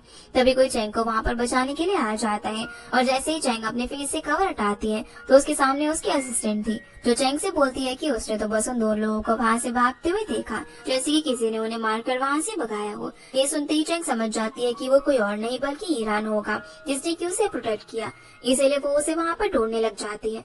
लेकिन वो उसके सामने नहीं आता और छुपकर वहाँ से चला जाता है, जिसके बाद चेंग बहुत ज्यादा दुखी हो गई थी, इसीलिए वो अकेले ही वॉक करके आने का डिसाइड करती है। और हम देख पाते हैं कि ईरान अब भी उसे कुछ कदम दूर चलकर उसे प्रोटेक्ट कर रहा था। जिसके बाद ईरान शाओ से मिलने के लिए जाता है, जहाँ पर ईरान उससे बस हुआंग के बारे में जानना चाहता था कि आखिर ये हुआंग कौन है। तब शाओ उसके सामने एक डील रखती है कि अगर ईरान हुआंग से उसकी हर चीज यानी कि उसका फेम और उसका पैसा सब कुछ छीन कर शाओ को दे पाएगा तो ये वो हुआंग को उसके सामने लाने की कोशिश करेगी, क्योंकि वो हर एक चैरिटी बैंकेट ऑर्गेनाइज करती थी और उसमें हुआंग भी जरूर आता था। तो वो जगह ईरान के लिए बेस्ट थी हुआंग से मिलने के लिए।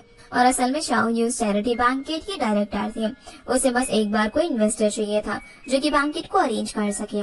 तो इस पर ईरान अब इन्वेस्टर बनने पर हाँ कर देता है, क्योंकि अगर वो कोई और इन्वेस्टर के आने जितना वेट करता तो चेंग की लाइफ को हुआंग से खतरा हो सकता था।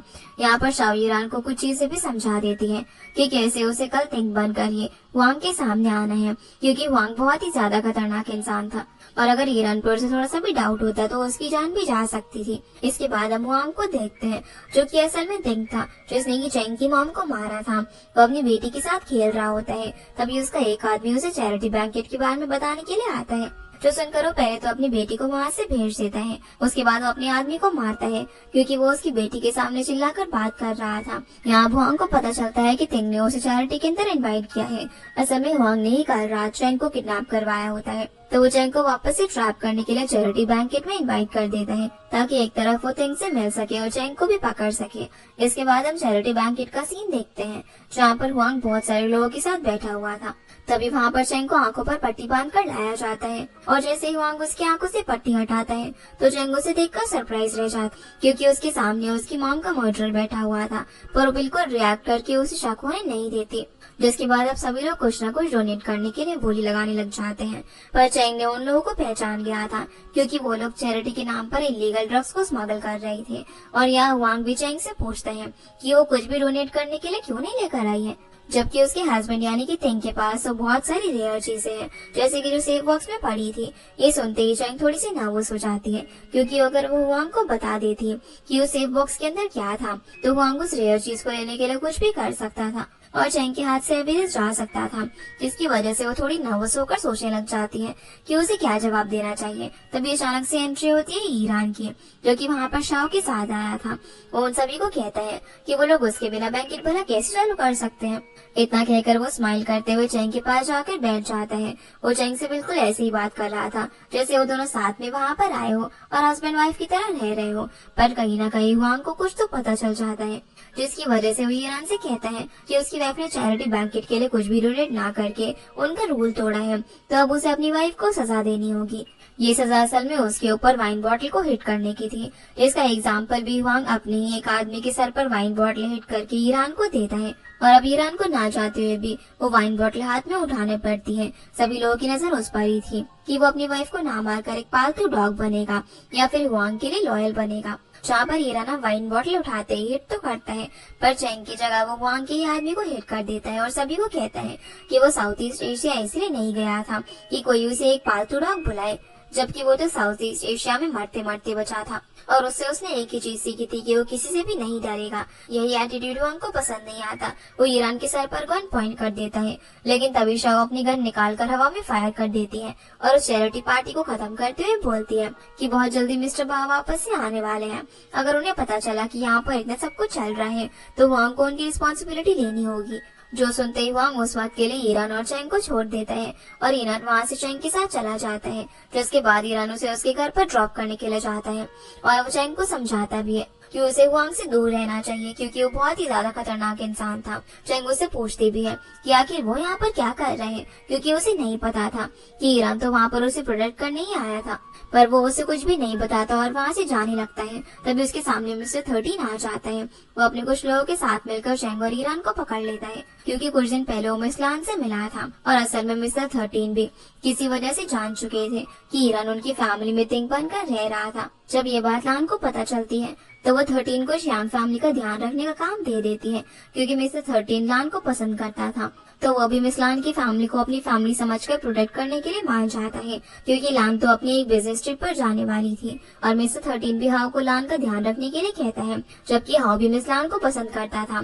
फिर हम देखते हैं कि चेंग और ईरान को एक ही रूम में साथ में बंद कर दिया जाता है, जहाँ पर चेंग उससे पूछते है कि तुमने 13 के लोगों से फाइट बैक क्यों नहीं किया।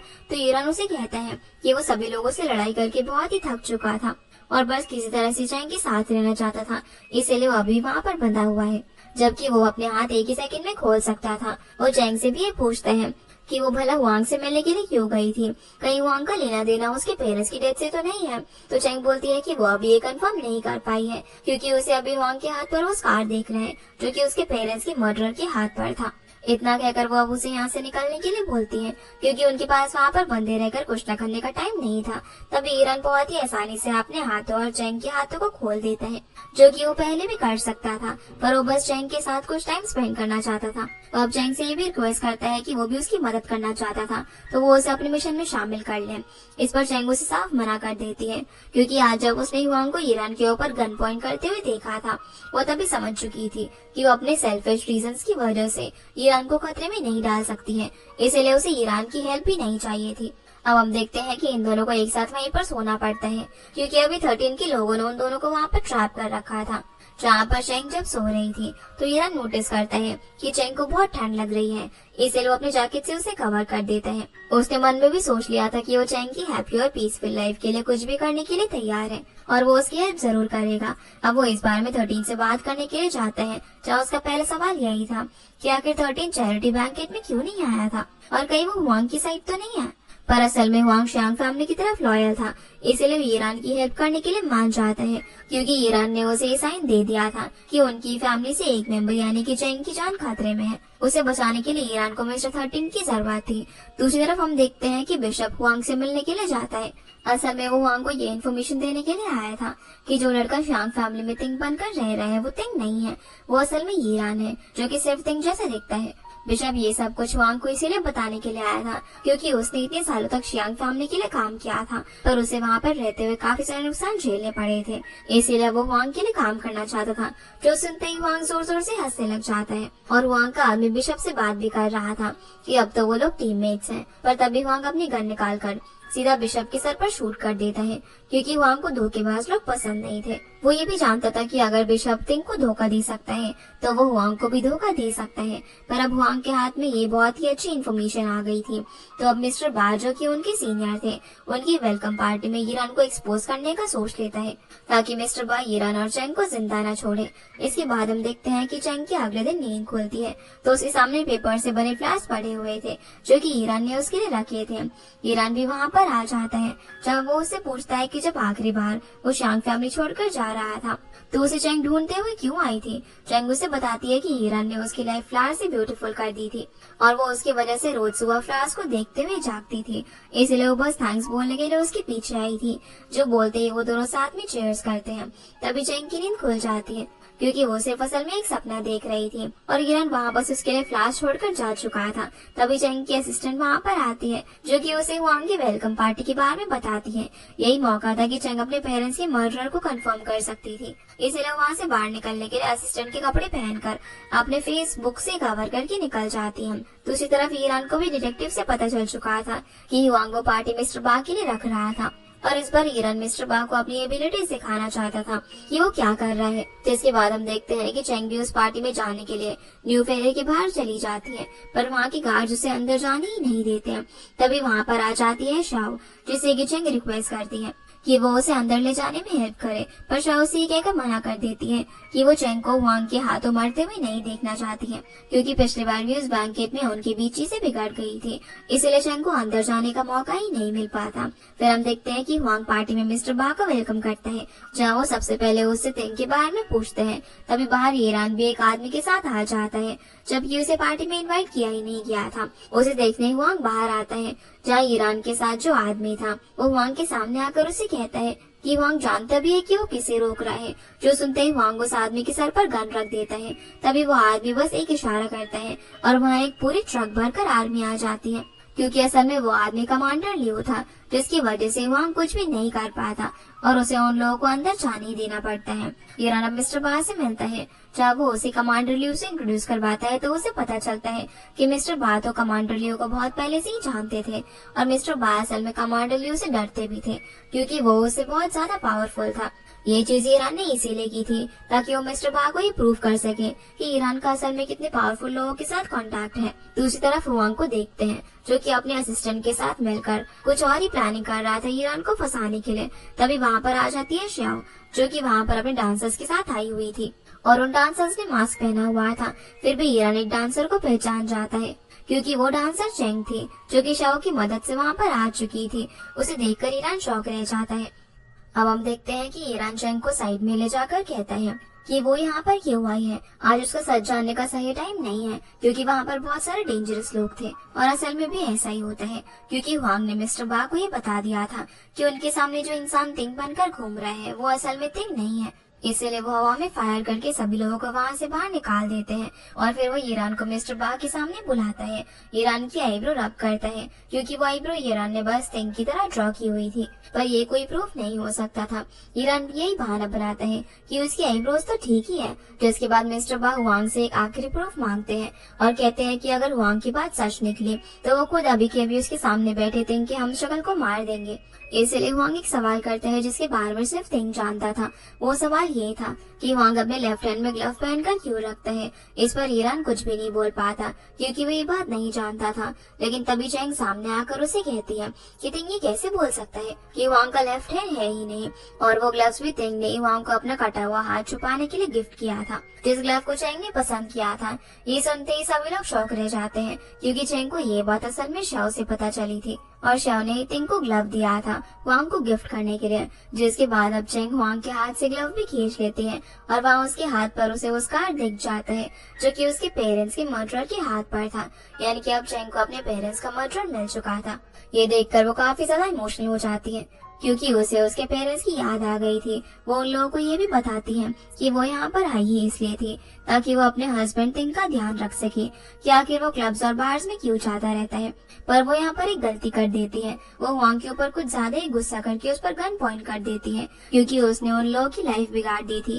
ये देखकर हुआंग भी अपनी गन चेंग के ऊपर पॉइंट कर देता है, जिसकी वजह से ईरान को चेंग को बेहोश करना पड़ता है। वो चेंग को वहाँ से लेकर जाना चाहता था, पर हुआंग अब भी उसे रोक देता है। लेकिन तभी मिस्टर बाउन दोनों के बीच में आ जाते हैं। वो हुआंग को रोकने के लिए कहते हैं, क्योंकि वो चैरिटी वाले दिन की बात भी जान गए थे कि हुआंग ने कैसा बिहेव किया था। और वो ईरान को भी जाते जाते कहते हैं कि अभी तो उसे मिस्टर बा के लिए बहुत सारे काम करने हैं। अगर उसकी फैमिली उनके बीच आई तो वो तिंग की फैमिली को भी रास्ते से हटा सकते हैं। जो सुनकर ईरान समझ जाते हैं कि वो उसकी साइड बिल्कुल भी नहीं है और वो उसे मारने से पहले एक बार सोचेगा भी नहीं। फिर हम देखते हैं कि ईरान चेंग के साथ कार में बैठा हुआ था। जब चेंग को होश आता है तो वो ईरान से थोड़ा सा गुस्सा होती है, क्योंकि ईरान ने उसे बेहोश कर दिया था। इस पर ईरान बोलता है कि वो दोनों साथ मिलकर हुआंग से बदला ले सकते हैं और चेंग को कुछ भी अकेले करने की जरूरत नहीं है। पर वो इस पर मना करके कार से निकल जाती है और जब ईरान उसके पीछे जाता है तो ईरान को गुस्से में यही कह देती है कि कहीं वो उनकी शादी को सच तो नहीं मान रहा है और कहीं वो सच में अपनी वाइफ तो नहीं समझने लग गया है, क्योंकि उनकी शादी तो बस एक प्लान का हिस्सा था इस हद तक पहुंचने के लिए। जो सुनने के बाद ईरान वहाँ से जाने लगता है और अब चेंग को फील हो रहा था कि उसने ये सब बोलकर गलती कर दी। इसलिए वो मन में भी यही सोच रही थी कि ईरान उसे अकेला छोड़कर ना जाए। असल में भी ऐसा ही होता है, क्योंकि भले ही ईरान नाराज होकर वहाँ से जा रहा था, पर वो अचानक से रुककर चैंग से यही पूछता है कि क्या वो उसके साथ डिनर करना पसंद करेगी, जो सुनकर वो उसके पास आकर उसे टाइटली हक कर लेती है, क्योंकि वो उससे अलग नहीं रह सकती थी। ये देखकर ईरान भी स्माइल करने लग जाता है। आगे हम देखते हैं कि वांग अब भी मिस्टर बा को यही समझाने में लगा होता है कि उन्हें तेंग की हमशक्ल को मार देना चाहिए था। चैंग भी उनके लिए बहुत ही बड़ा खतरा है, पर तभी मिस्टर बा अपनी तलवार हुआंग के हाथ पर रखते हैं और कहते हैं कि क्या वो भूल गया है कि उसका हाथ कैसे कटा था। असल में 2 साल पहले मिस्टर बा ने पनिशमेंट देने के लिए हुआंग का हाथ अपनी तलवार से काटा था, क्योंकि उसने उनके प्रोडक्ट्स की क्वालिटी लो कर दी थी। और अभी मिस्टर बा उसे यही समझाते हैं कि उन्हें अच्छी क्वालिटी के प्रोडक्ट की जरूरत है, जो कि उन्हें सिर्फ शियांग फैमिली प्रोवाइड करवा सकती है। इसीलिए उन्हें तिंग से अच्छे रिलेशन रखने हैं, न कि उसे परेशान करना था, क्योंकि तिंग कमांडर लियो के साथ पार्टी में आया था और कमांडर लियो साउथ रेल लाइन को कंट्रोल करता था। यानी कि मिस्टर बा के जितने भी प्रोडक्ट्स वहाँ से ट्रांसपोर्ट होते थे, उनमें उन्हें कमांडर लियो की हेल्प चाहिए थी। दूसरी तरफ हम देखते हैं कि ईरान और चैंग साथ में डिनर करने के बाद एक साथ ड्रिंक भी करते हैं। यहाँ चैंग ईरान को बता रही होती है कि उसे वाइन पीना क्यों पसंद है, और वाइन इसीलिए पिया करती थी क्योंकि उसे पीने के बाद वो अपने पास की गई मिस्टेक्स और अपने पेरेंट्स की मर्डर वाली मेमोरी को कुछ टाइम के लिए भूल पाती थी। ये सुनकर ईरान भी एक वाइन का ग्लास उठाता है और उसे पी के चैंग को याद दिलाता है कि एक बार चैंग ने उसे शूट कर दिया था और वो वाइन पीने के बाद इस चीज को भुला रहा है। दोनों अब एक दूसरे की मिस्टेक्स याद करते हुए एक एक ग्लास ड्रिंक करने लग जाते हैं। इसी बीच चैंग उठकर ईरान से कहती है कि अब वो जो करने वाली है उसे भी ईरान को भुलाना होगा। इतना कहकर वो उसे किस कर देती है और वहाँ से जाने लगती है, लेकिन वो उसका हाथ पकड़कर उसे रोक देता है और बोलता है कि वो उस किस को कभी भी नहीं भूल पाएगा। ये कहकर वो चैंग को अपनी तरफ खींच लेता है और दोनों वापस से किस करते हैं और वहीं चेयर पर ही सो जाते हैं। अगले दिन अब जब चैंग की आंख खुलती है तो ईरान को अपने सामने सोता हुआ देखकर अपनी चेयर भी धीरे से उसे क्लोज लेकर चली जाती है। वो उसके बालों को अपने हाथों से ठीक करने लग जाती है। जब हम नोटिस कर पाते हैं कि ईरान भी जाग चुका था, पर वो चैंग के सामने सोने की एक्टिंग करता है ताकि चैंग उसे टच करती रहे। तभी चैंग की असिस्टेंट वहाँ पर आ जाती है और वो चैंग को किसी इमरजेंसी के बारे में बताती है, जो सुनते ही ईरान भी एकदम से बोल पड़ता है कि क्या इमरजेंसी हुई है। असल में मिस लान अपनी बिजनेस ट्रिप से वापस आ चुकी थी और उसने चैंग और ईरान को मिलने के लिए बुलाया था। ये तीनों अब साथ में बैठकर लंच करते हैं, जहाँ पर लान ईरान से पूछती है कि वो तो तेंग फैमिली से चला गया था ना, तो वापस कैसे आ गया। इस पर चैंग लान को समझाती है कि ईरान उनकी फैमिली के लिए कुछ भी बुरा नहीं चाहता है, पर लान भी चैंग से बोलती है कि वो ये बात पहले से ही जानती है, इसीलिए उसने ईरान को भी लंच पर बुलाया था।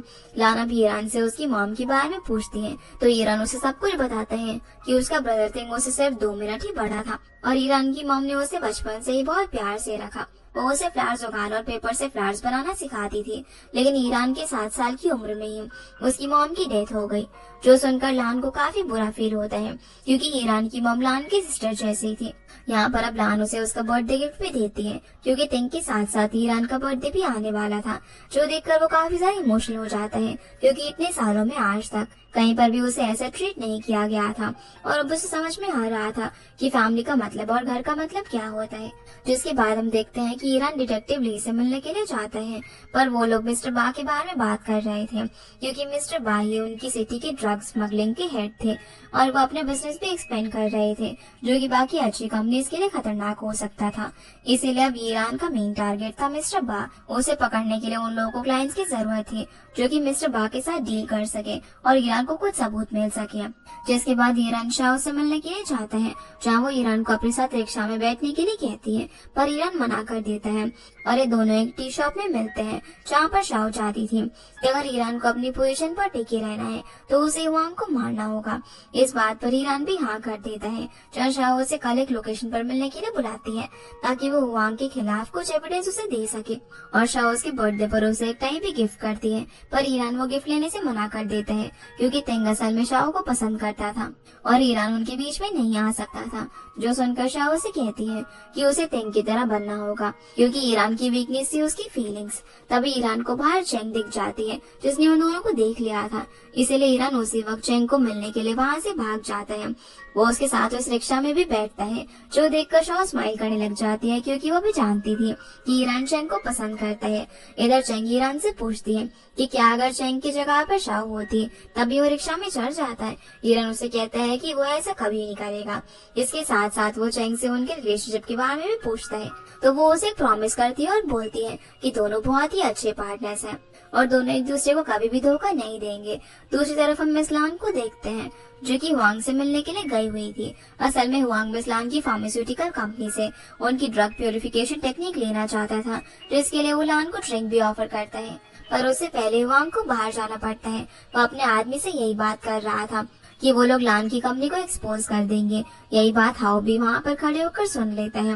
वो जल्दी से मिस लान को वहाँ से लेकर जाने लगता है, पर तभी हुआंग आकर उन दोनों को रोक देता है और कहता है कि वो बिना ड्रिंक खत्म किए हुए यहाँ से नहीं जा सकते।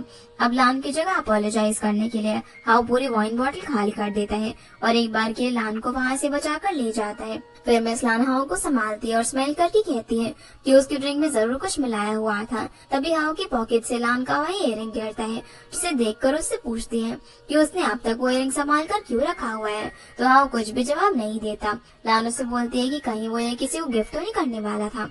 तो हाउ से अचानक से कहता है कि वो किसी लड़की को देखता भी नहीं है, जिससे लान समझ जाती है कि वो उसे पसंद करता है। इसलिए वो हाउ को किस करके वहाँ से जाने लगती है, पर वो उसका हाथ पकड़ लेते हैं और दोनों एक दूसरे को वापस से किस करते हैं। बाद में हम देखते हैं कि ईरान कांगाई फार्मास्यूटिकल्स के बाहर शाओ के आने का वेट कर रहा था, क्योंकि आज वो उसे हुआंग की सिगरेट वेयर हाउस के बारे में बताने वाली थी, जहाँ पर उसने वो एफीड्रा ड्रग छुपाई हुई थी जो कि इलीगल थी। तभी वहाँ पर शाओ आ जाती है, जो कि उसे कुछ भी बताने से पहले तिंग के बारे में पूछती है कि आखिर तिंग कहाँ पर है। तो ईरान उसे बता देता है कि तिंग कोमा में है और उसे एक प्राइवेट क्लिनिक में रखा गया है। जिसके साथ ईरान उससे पूछता है कि आखिर वो खुद वहाँ पर उसे इन्फॉर्मेशन देने के लिए क्यों आई है। तो वो उसे कुछ भी नहीं बताती है, जिससे कि ईरान वहाँ से चला जाता है और उसके जाने के बाद शाह उसे हैप्पी बर्थडे विश करती है। असल में वो वहाँ पर बर्थडे विश करने के लिए आई थी। दूसरी तरफ हम देखते हैं कि जब हाउ को होश आता है तो उसके सामने बैठी होती है मिस लान, क्योंकि हाउ ने पिछली रात कुछ ज्यादा ही ड्रिंक कर ली थी और उसने नशे में लान को किस भी किया था। पर उसके बाद हाउ ने क्या किया उसे कुछ भी याद नहीं था। इसलिए वो मिस लान से कहता है कि अगर उसने लान के साथ ड्रंक होकर कुछ गलत कर दिया तो वो उसकी रिस्पॉन्सिबिलिटी लेने के लिए तैयार है, वो उसे शादी भी कर लेगा। इस पर वो उसे याद दिलाती है कि उसने तो बस अपने कपड़ों पर वॉमिट कर दी थी, इसलिए मिस लान ने उसके कपड़े बदले, इससे ज्यादा और कुछ भी नहीं हुआ। जो कहने के बाद वो उससे पूछती है कि क्या अब भी वो उसे शादी करेगा। तो हाउ डर की वजह से कुछ भी बोल नहीं पाता। लान भी ये कहकर वहाँ से चली जाती है कि वो तो सिर्फ मजाक कर रही थी, जबकि उन दोनों के अंदर एक दूसरे के लिए फीलिंग्स थी। इसके बाद हम देखते हैं कि चैंग तेंग को बर्थडे विश करने के लिए क्लिनिक में जा रही होती है। उसने ईरान के लिए भी एक केक तैयार किया हुआ था, जिसे वो घर आकर ईरान के साथ मिलकर कट करने वाली थी। लेकिन जब वो क्लिनिक जाने के रास्ते से गुजर रही थी तो उसे रास्ते पर हुआंग और उसका असिस्टेंट देख लेते हैं और वो दोनों चुपकी से उसे फॉलो करते हैं। जहाँ चैंग तेंग के पास जाकर उसका बर्थडे सेलिब्रेट करती है और वो उसे एक गिफ्ट भी देती है, जो कि असल में ईरान ने तेंग के लिए भेजा था। वो गिफ्ट एक लॉकेट था, जिसे तेंग और ईरान की मदर ने उन दोनों के लिए बनाया था। इसके बाद वो उससे बात करने लग जाती है और उसे सब कुछ सच्चाई भी बता देती है कि उसके साथ कुछ दिनों से क्या क्या हो रहा है। हम ये भी देख पाते हैं कि जब वो वहाँ से जा रही थी तो तेंग अपना हाथ उठाकर उसे बुलाने की कोशिश कर रहा था, क्योंकि वो धीरे धीरे अब कोमा से बाहर आ रहा था। पर तभी हुआंग चैंग को फॉलो करते करते वहाँ पर आ चुका था और अब जब उसे सब कुछ पता चल चुका था तो वो चैंग को वहीं पर किडनैप कर देता है और ईरान को भी कॉल करके बता देता है, क्योंकि कुछ ही देर में वहाँ पर मिस्टर बा भी आने वाले थे। जब वो तेंग और ईरान को देखते तो उन्हें मार भी सकते थे, जिससे कि हुआंग का बदला पूरा हो जाता, जिसकी वजह से अब ईरान भी जल्दी से चैंग को बचाने के लिए अपनी कार में निकल जाता है। पर रास्ते में अचानक से उसकी कार खराब हो जाती है, जिसकी वजह से उसे आने में देर हो जाती है। दूसरी तरफ जब चैंग वहाँ से भागने की कोशिश कर रही थी तो उसे भी हुआंग और उसके लोग पकड़ लेते हैं। वो चैंग के ऊपर हाथ भी उठाते हैं और उसे धमकी देते हैं कि अगर वो सारा ब्लेम ईरान पर डाल देगी तो शायद वो उसे मिस्टर बा से बचा लेंगे। पर चैंग ऐसा करने के लिए तैयार नहीं थी। इस पर वो सभी लोग चैंग का मजाक भी उड़ाते हैं कि वो अपने ब्रदर इन लॉ के साथ अफेयर चला रही है। पर चैंग यहाँ पर हुआंग को वार्न करती है कि अगर वो आज बच गई तो वो एक दिन उसे जरूर मारेगी। ये सुनकर हुआंग को गुस्सा आ जाता है। वो चैंग को गन से शूट भी करने वाला था, पर तभी वहाँ पर ईरान एक घोड़े पर आ जाता है और हुआंग को नीचे गिरा देता है। अब एक एक करके वो सभी से फाइट करता है। जहाँ वो हुआंग को भी गुस्से में शूट करने वाला था और हुआंग काफी डर भी गया था, लेकिन वो उसे मारता नहीं है, बस वार्न करता है कि अब अगर उसने चैंग की तरफ देखा भी तो वो उसे छोड़ेगा नहीं। तभी अचानक से वहाँ पर मिस्टर बा आ जाते हैं, जिसके आते ही हुआंग उसे बता देता है कि कैसे ईरान और चेंग ने मिलकर तिंग को इंजर्ड कर रखा है। वो मिस्टर बा को तिंग की बॉडी दिखाने के लिए लेकर जाते हैं, जिसे देखकर अब ईरान वापस से झूठ बोलता है कि वो लड़का असल में तिंग नहीं बल्कि ईरान है, जो कि उसका ट्विन ब्रदर है और उसका एक्सीडेंट हो जाने की वजह से तिंग और चेंग ने उसे प्राइवेट क्लिनिक में रखा हुआ है। ये सुनकर मिस्टर बा कहते हैं कि आज तक ये बात सामने क्यों नहीं आई कि तिंग का एक ट्विन ब्रदर भी है। तो ईरान यहाँ पर उसे अपनी मॉम का बहाना देता है कि उसकी मॉम की डेथ के बाद ही उन्होंने अपनी आइडेंटिटी छुपा कर रखी हुई थी, लेकिन फिर भी मिस्टर बाऊ से पहचान लेते हैं कि वो थिंग नहीं है, इसलिए वो उसे शूट भी करने वाले थे। पर तभी असली थिंग होश में उठकर वहाँ पर आ जाता है। वो उन सभी लोगों से पूछने लग जाता है कि वो सब कौन है, क्योंकि शायद वो अपनी मेमोरी खो चुका था, जिसकी वजह से सभी लोग और भी ज्यादा कंफ्यूज हो जाते हैं कि भला असली थिंग कौन है। इसी बीच मिस्टर बा असली थिंग को गोली मारकर उसे जान से मार डालते हैं। ये देखकर सभी लोग काफी डर जाते हैं। अब मिस्टर बा ईरान और चेंग को पकड़ लेते हैं और ईरान को टॉर्चर भी करते हैं, लेकिन ईरान अब भी उसे सच नहीं बताता कि वो यहाँ पर क्यों आया है। इसलिए मिस्टर बा उसे एक ड्रग देते हैं जो कि लोगों की नर्व्स को ब्लॉक कर देती थी, और ये ड्रग लोगों से सच बुलवाने में काम आती थी। जब ईरान वो ड्रग स्मेल कर रहा था तभी वो चेंग को आंखें बंद करने के लिए कहता है, क्योंकि वो नहीं चाहता था कि चेंग उसे ऐसी हालत में देखे। जिसके बाद मिस्टर बा ईरान से पूछते हैं कि वो यहाँ पर क्यों आए हैं, तो वो ड्रग लेने के बाद भी उसे झूठ बोल देता है कि वो यहाँ पर पैसे और फेम के लिए आया है। ऐसा इसीलिए हो पाया था क्योंकि वो जानता था कि मिस्टर बा सच जानने के लिए क्या कर सकते हैं, इसलिए उसने डिटेक्टिव ली के साथ मिलकर पहले ही ट्रेनिंग ली थी और उस ड्रग को टॉलरेट कर पा रहा था। जहाँ वो मिस्टर बा को ये भी कह देता है कि वो यहाँ बस अपनी शियांग फैमिली से बदला लेने के लिए आया था, क्योंकि उन्होंने ईरान को बचपन में अकेला छोड़ दिया था। जिसके बाद मिस्टर बाओ से एक और सवाल करते हैं, और ये सवाल था चेंग के ऊपर कि आखिर चेंग ईरान की क्या लगती है। जहाँ पर ईरान झूठ नहीं बोल पाता है और मिस्टर बा को बता देता है कि ईरान उसकी वाइफ है, वो उसे बहुत ही ज्यादा प्यार करता है। ये सुनकर मिस्टर बा ईरान को छोड़कर चेंग के पास आ जाते हैं। वो उसको मारने वाला था, पर तभी चेंग उसे अपने मॉम डैड का नाम बताती है और याद दिलाती है कि जिस ड्रग की जरूरत अभी मिस्टर बा को है वो ड्रग उसके मॉम डैड ने इन्वेंट की थी। अगर मिस्टर बा चाहते हैं तो उसे वो ड्रग मिल सकती है। ये सुनते ही वो चेंग को भी नहीं मारता और वहां से चला जाता है। जिसके बाद चेंग रोते रोते ईरान के पास जाकर उसका सर अपनी गोद में रख लेती है और उसे कहती है कि अब भले ही कुछ भी हो जाए पर वो ईरान को कभी भी अकेला नहीं छोड़ेगी और हमेशा उसके साथ रहेगी। जिसके बाद हम देखते हैं कि चेंग और मिस लान अकेले में ही थिंग का फ्यूनरल करते हैं। यहाँ पर चेंग काफी गिल्ट में थी क्योंकि उसे लग रहा था कि ये सब उसी की वजह से हुआ है, पर तभी लान उसे कहती है कि थिंग के साथ वही हुआ जो कि उसके फॉर्चून में लिखा हुआ था, क्योंकि वो ड्रग स्मगलिंग में शामिल था और एक न एक दिन उसके साथ ऐसा होना पॉसिबल था। अब उन्हें थिंग के लिए मिस्टर बा और वांग से रिवेंज लेना चाहिए, न कि खुद को गलत समझते रहना चाहिए। जिस पर चेंग भी हाँ कर देती है। फिर वो मिस लान से अपने मॉम डैड की डॉक्यूमेंट्स मांगती है जिनमें उन्हें ड्रग प्योरिफिकेशन टेक्नोलॉजी के बारे में लिखा हुआ था, पर उस बारे में तो बस ग्रैंडमदर ही जानती थी। इसलिए मिस लान चेंग से थोड़ा सा टाइम मांगती है और कहती है कि वो ग्रैंडमा से उस बारे में जानकर रहेगी। जिसके बाद चेंग तो वहाँ से ईरान से मिलने के लिए हॉस्पिटल चली जाती है, लेकिन उसके जाते ही वहाँ ग्रैंडमा हॉस्पिटल से ठीक होकर आ चुकी थी और वो लान से बोल रही थी कि वो सब कुछ जान चुकी है। दूसरी तरफ हम ईरान को देखते हैं जिसे अब भी होश नहीं आया था।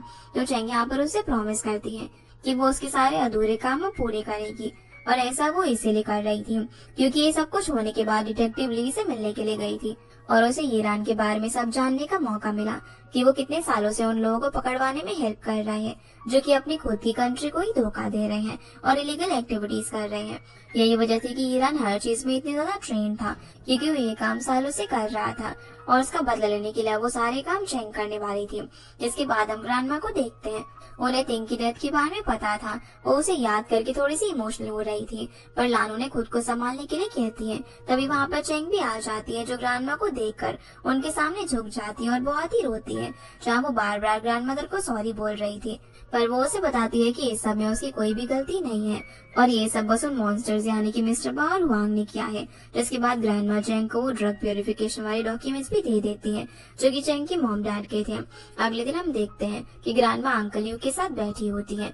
उनकी तबीयत भी थोड़ी सी खराब थी, जहाँ वो उसे बता रही होती है कि ये सब कुछ उसकी वजह से ही शुरू हुआ था क्योंकि ग्रैंडमा ने पास में मिस्टर बा की हेल्प की थी और आज शायद उन सभी की पनिशमेंट उन्हें मिल रही थी।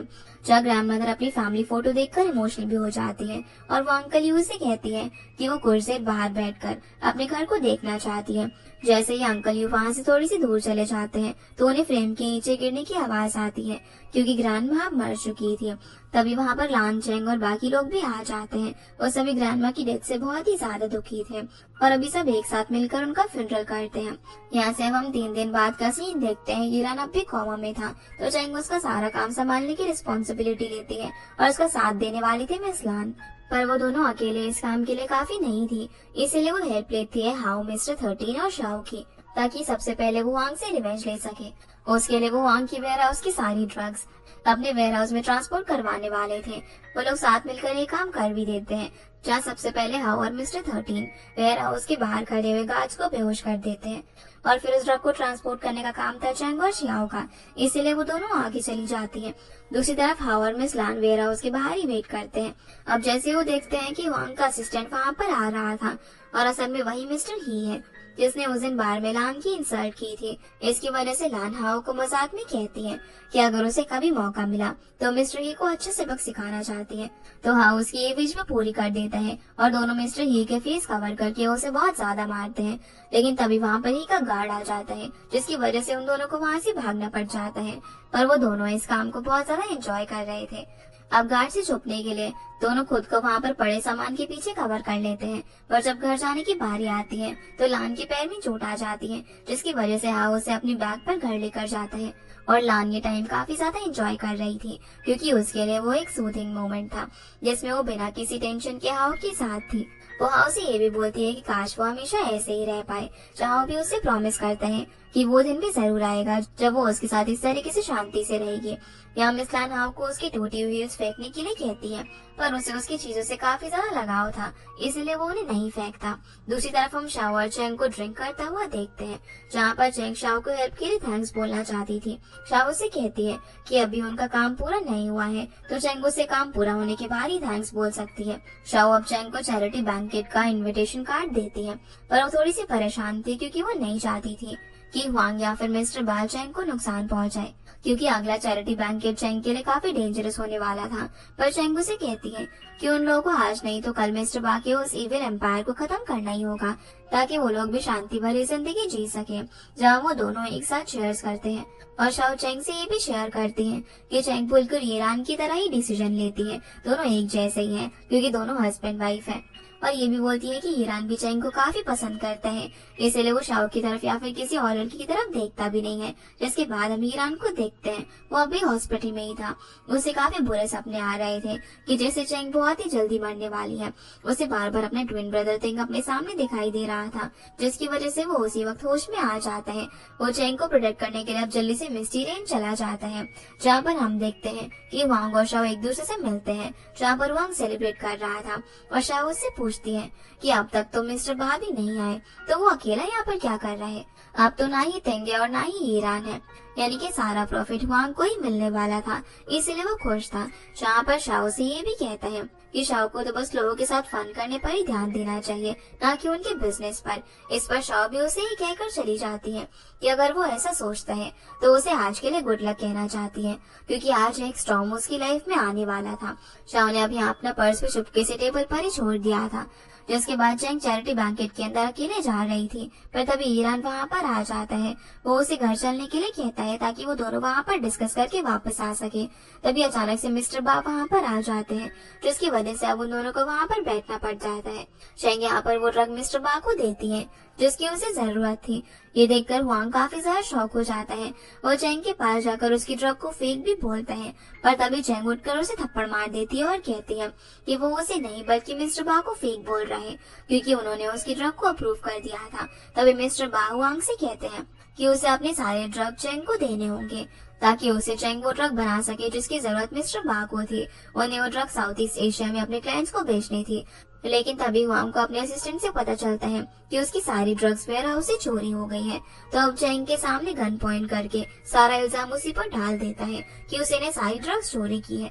पर ईरान चेंग को प्रोटेक्ट करने के लिए खड़ा हो जाता है और हुआंग को ये भी पता चल जाता है कि चेंग आखिर किसकी बेटी है, जिसकी वजह से वो चेंग को शूट करना चाहता था, क्योंकि अब सारा इल्जाम हुआंग पर आ रहा था कि अपनी ड्रग्स देना नहीं चाहता था। लेकिन तभी ईरान हुआंग की कैप को शूट करके उसे उड़ा देता है और उसे उठाते वक्त कहता है कि ये कैप तो जरूर हुआंग ने साउथ ईस्ट एशिया से मंगवाई है। आखिर ऐसा कौन है जो कि उसको एक गिफ्ट कर रहा है, क्योंकि वो कैप बहुत ही ज्यादा रेयर थी। ये सुनते ही मिस्टर बाबी उसकी तरफ देखने लग जाते हैं, क्योंकि शायद हुआंग उन्हें धोखा दे रहा था, वो लॉयल नहीं था। कहीं ना कहीं वो साउथ ईस्ट एशिया वाले क्लाइंट से कनेक्टेड था, वो भी मिस्टर बा को बताए बिना। इसका एविडेंस भी अब हुआंग का असिस्टेंट मिस्टर बा को दे देता है कि वो इतने दिनों से उन क्लाइंट को कांटेक्ट कर रहा था, यानी कि हुआंग का असिस्टेंट भी असल में स्पाई था। वो मिस्टर बा के लिए काम कर रहा था, जिसकी वजह से मिस्टर बा अपनी स्वॉर्ड असिस्टेंट से मंगवाते हैं और हुआंग को स्वॉर्ड से मार डालते हैं, जो देखकर चेंग काफी ज्यादा डर चुकी थी। वो अब चेंग से दूसरे ड्रग का सैंपल मांगते हैं, पर चेंग ने सिर्फ एक ही सैंपल अभी तक तैयार किया था, इसलिए ईरान चेंग की जगह पर उसे प्रॉमिस करता है कि वो जल्दी उसे दूसरा सैंपल ला कर देगा। जिसके बाद चैरिटी बैंकेट वहीं पर खत्म हो जाता है और चेंग वहाँ से निकलते वक्त काफी डरी हुई थी। वो हुआंग को देख रही थी, लेकिन ईरान उसकी आंखों को कवर कर देता है और दोनों वहाँ से चले जाते हैं। पर इसके बाद हम देखते हैं कि असल में हुआंग मरा नहीं था, वो बस अपनी बेटी का नाम लेकर तड़प रहा था।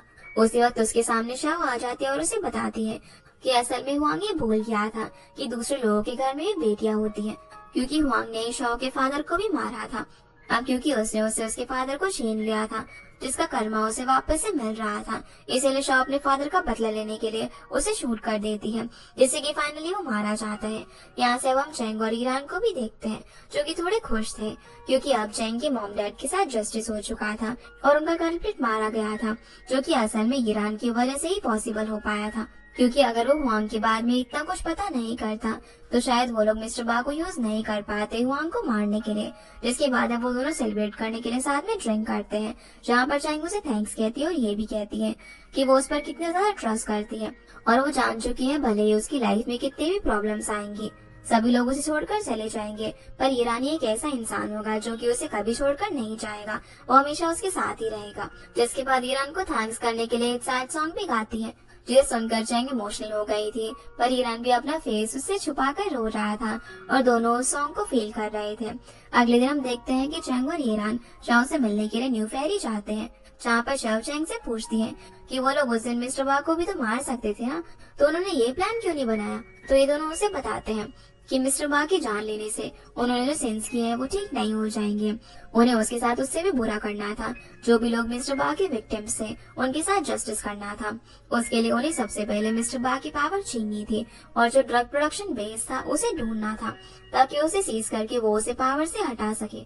जहाँ हीरन शाह से पूछते हैं कि क्या वो कभी न्यू फेरी छोड़कर एक नॉर्मल लाइफ जीना चाहती है, तो शाह उन्हें बताती है कि वो अपनी मर्जी से अपनी लाइफ जीना चाहती है, उसे बस उन दोनों से सिर्फ एक हेल्प चाहिए, वो थी हुआंग की बेटी के लिए कोई अच्छे पेरेंट्स ढूंढना जो कि उसका ख्याल रख सके। इस पर वो दोनों हाँ कर देते हैं।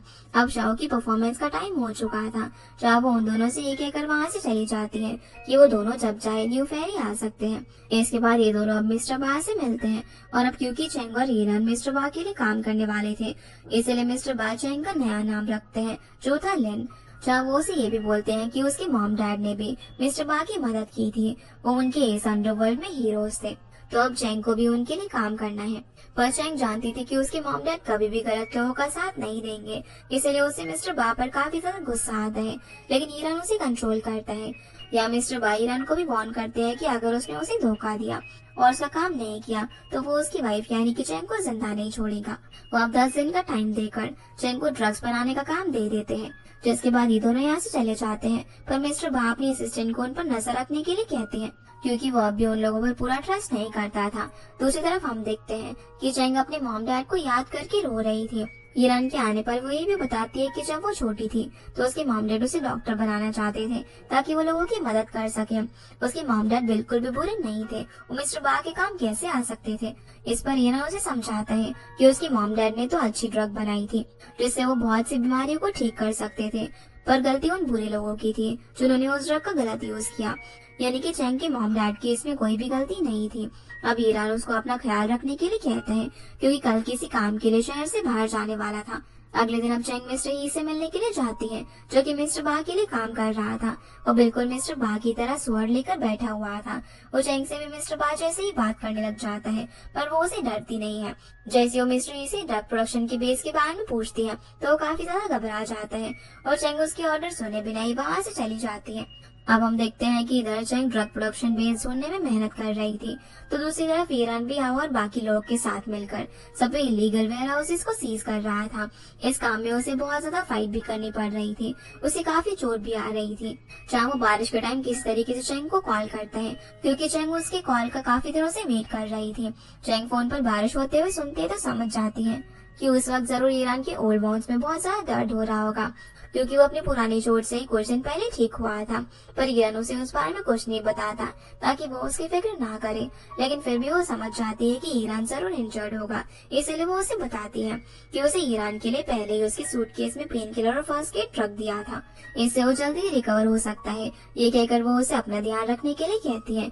ईरान भी अब फोन कट करते ही वहीं पर बेहोश हो जाता है, क्योंकि उसे काफी चोट लग गई थी। वो दोनों एक दूसरे को काफी मिस भी कर रहे थे, जिसकी वजह से चैंग काफी इमोशनल थी, पर उसे ईरान के आने का बस वेट करना था।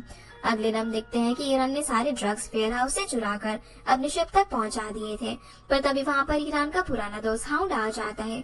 वो ईरान के सामने एक बेट रखता है कि अगर वहां ईरान उसे जीत कर बाहर जा सकता है तो हाउंड उसकी सारी गलतियां माफ कर देगा, पर अगर वो हार गया तो हाउंड ईरान के सारे सामान को जला देगा और न ही ईरान जिंदा बचेगा। जो बोलकर अब वो एक कॉइन को हवा में उछालता है और दोनों एक ही टाइम पर अपनी गन निकालकर एक दूसरे पर पॉइंट कर देते हैं। अब हम देखते हैं कि हाउंड ने तो यहाँ पर ईरान को बेट के नाम पर धोखा दिया था। वो उसे शूट करने वाला था, लेकिन उससे पहले ही पीछे से आकर मिस्टर बा की असिस्टेंट हाउ को शूट कर देती है और उसे मार डालती है, जहाँ वो ईरान को वॉर्न भी करती है, क्योंकि ईरान ने अपने ड्रग्स का ध्यान नहीं रखा था, जिस वजह से ड्रग्स वापस से चोरी हो गई थी। जहाँ ईरान उससे कहता है कि वो ड्रग्स को जल्दी ही ढूंढ लेगा। दूसरी तरफ चैंग मिस्टर ही से मिलने के लिए जाती है, जो कि वापस से मिस्टर बा की स्वॉर्ड से खेल रहा था, और चैंग को देखकर मिस्टर ही वो स्वॉर्ड वापस से उसी जगह पर रखने लग जाते हैं। वो चैंग से पूछता है कि वो ट्रेन टिकट करवा कर आखिर कहाँ पर जा रही है, कहीं वो मिस्टर बा की एब्सेंस में भागने वाली तो नहीं है। यानी कि वो चैंग को वहाँ से जाने नहीं देना चाहता था, पर तभी चैंग उससे कहती है कि मिस्टर बा ने उसे कभी बाहर जाने के लिए तो मना किया ही नहीं है, और वो यहाँ पर उसे ड्रग्स का नया सैंपल भी दे देती है। बोलती है कि उसे मिस्टर बा की स्वॉर्ड को गलत जगह पर रखा हुआ है, अगर उन्हें पता चला कि वो उनकी स्वॉर्ड से खेल रहा था तो शायद वो जिंदा भी न बचे। ये सुनकर वो थोड़ा सा डर जाता है और उसे चैंग को वहाँ से जाने की परमिशन देनी पड़ती है। इसके बाद हम देखते हैं कि ईरान अपने फ्रेंड्स के साथ बैठा हुआ था। वो लोग बात कर रहे थे कि अब वो लोग आखिर उन ड्रग्स को कैसे ढूंढेंगे। तो ईरान उन्हें शांत करता है और कहता है कि श्यांग फैमिली के पास अब भी ड्रग्स है, जो कि उन्होंने हुआंग के वेयर हाउस से चुराई थी, तो मिस्टर बा को वाली ड्रग्स देकर बच सकता है। इसके बाद वो अपने फ्रेंड्स को वापस से घर भेज देता है और अकेले अपने घर के बाहर लगे फ्लावर्स को ठीक कर रहा था। लेकिन तभी ईरान को अपने पीछे किसी के होने की आवाज आती है। उसे लगता है कि शायद उसके फ्रेंड्स अब तक गए नहीं होंगे, लेकिन जैसे वो पीछे मुड़कर देखता है तो वहाँ पर चैंग थी, क्योंकि वो उससे मिलने के लिए आ चुकी थी। वो उसकी फेस पर लगी चोट को देखकर चेक करने लग जाती है, इस वजह से ईरान उसे अचानक सर पर किस भी कर देता है और उसे कहता है कि क्या वो जानती है कि ईरान उसे रेड रोजेस क्यों भेजता था। इस पर वो जवाब में कहती है कि वो जानती है कि रेड रोजेस किसी को देने का मतलब क्या होता है। असल में रेड रोजेस देने का मतलब ये था कि वो इंसान आपसे डीपली लव करता है, इसीलिए वो दोनों एक दूसरे को किस करते हैं और एक दूसरे के काफी क्लोज भी आ जाते हैं। इसके बाद वो ईरान से कहती है कि वो दोनों जब इस मुसीबत से बाहर निकल जाएंगे और जब सब कुछ सॉल्व हो जाएगा तो वो किसी पीसफुल जगह पर जाकर रहने लगेंगे, ताकि चैंग भी डॉक्टर बनकर लोगों को अपने क्लिनिक में ठीक कर सके और उन दोनों के बच्चों को डांस और पियानो प्ले करना सिखा सके। ये सुनकर ईरान उसे हक कर लेता है और कहता है कि वो दिन जल्दी ही आएगा। लेकिन दूसरी तरफ हम देखते हैं कि असल में मिस्टर बा अपने बॉस मिस्टर काई से मिलने के लिए गया हुआ था। काई मिस्टर बा से भी ज्यादा डेंजरस था। वो उसे वार्न करता है कि उसके लिए ज्यादा से ज्यादा क्लाइंट्स ढूंढ कर लेकर आए। जिसके बाद हम देखते हैं कि जब ईरान और चैंग वापस से अपने घर पर लौटते हैं तो देखते हैं कि उनके घर पर किसी ने अटैक किया हुआ था। सब कुछ बहुत ही बिखरा पड़ा हुआ था। ये देखकर चैंग काफी ज्यादा डर जाती है। असल में ये काम था मिस्टर बा का, जिसने हावर्ड लान को होस्टेज बना लिया था। वो मिस ला की फार्मास्यूटिकल कंपनी से ड्रग लेना चाहता था, क्योंकि उसे पता चल चुका था कि ईरान की चोरी की हुई ड्रग्स तो डिस्ट्रॉय हो चुकी है। जहाँ वो लोग हाउ को टॉर्चर करके मिस ला से सच निकलवाने की कोशिश कर रहे थे कि आखिर वो ड्रग्स उसने कहाँ पर छुपाई है। लेकिन तभी ईरान और चैंग वहाँ पर आ जाते हैं, जो कि मिस्टर ही को हाउ को टॉर्चर करने से रोक देते हैं। और अब मिस्टर बा ईरान की तरफ चाकू बढ़ाकर उसे हाउ को टॉर्चर करने के लिए कहता है। ऐसा करके वो ईरान की लॉयल्टी टेस्ट कर रहा था, जिसकी वजह से ईरान भी उस चाकू से हाउ को इंजर्ड कर देता है, जो देखकर लान को अब मिस्टर बा को ड्रग्स का एड्रेस भी बताना ही पड़ जाता है। वो ईरान को भी गुस्से में थप्पड़ मार देती है, क्योंकि ईरान ने बहुत ज्यादा लिमिट क्रॉस कर दी थी, पर उसने मिस्टर बा का थोड़ा ट्रस्ट जीत लिया था। फिर हम देखते हैं कि मिस लान हाउ की इंजरीज का फर्स्ट एड करती है, और हम पास का एक सीन देख पाते हैं कि असल में मिस्टर हाउ और उसके पेरेंट्स बहुत सालों से शियांग फैमिली को प्रोटेक्ट करते आ रहे थे। तो हाउ भी उनकी फैमिली को अपने पूरे दिल से प्रोटेक्ट करना चाहता था।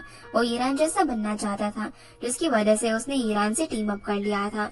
और आज जो भी मिस्टर बा के सामने हुआ था, वो सब लान, ईरान और हाउ का ही प्लान था। वो लोग बस एक एक्ट परफॉर्म कर रहे थे, ताकि वो लोग मिस्टर बा का ट्रस्ट जीत कर जल्दी से उस ड्रग प्रोडक्शन बेस तक पहुंच सके।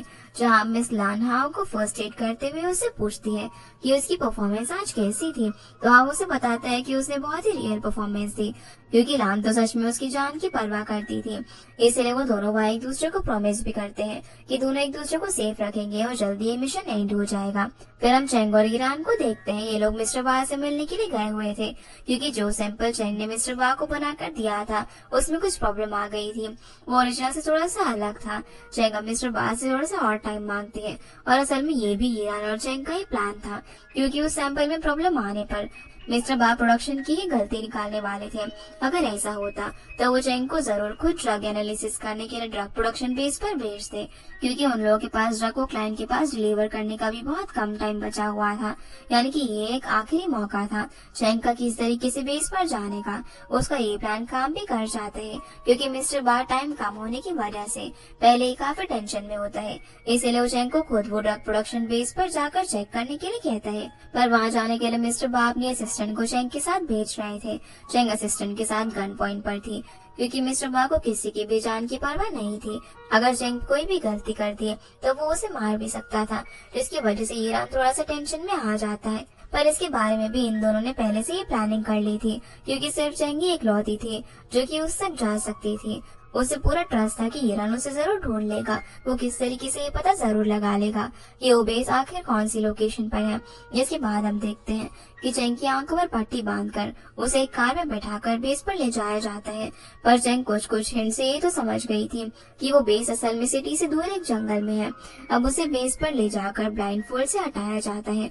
मिस्टर बा की असिस्टेंट उसे बताती है कि उसे यहाँ पर 5 दिन रहकर ड्रग एनालिसिस करना होगा, यानी कि चेंग के पास सिर्फ 5 दिन थे उस ड्रग प्रोडक्शन बेस का पता लगाने के लिए। और शाओ की इन्फॉर्मेशन के अकॉर्डिंग शायद चेंग को वहाँ से निकालने से पहले ही मार दिया जाएगा, जो कि बाकी लोगों के साथ भी हुआ था। तभी उसके सामने आता है मिस्टर ही, जो कि उसे कहता है कि वो अब उस जगह का कमांडर है, तो उसे अब उसकी हर बात माननी होगी। इसीलिए सबसे पहले वो चेंग की तलाशी लेता है। जैसे ही उसका ध्यान डिस्ट्रैक्ट होता है तो चेंग एक ड्रग अपने मुंह पर रख देती है, जिसकी वजह से उसकी तबीयत खराब हो जाती है और वहीं पर बेहोश हो गई थी। वो अपनी इस हालत का सारा इल्जाम मिस्टर ही पर डाल देती है और असिस्टेंट यहाँ पर चेंग को संभालती है।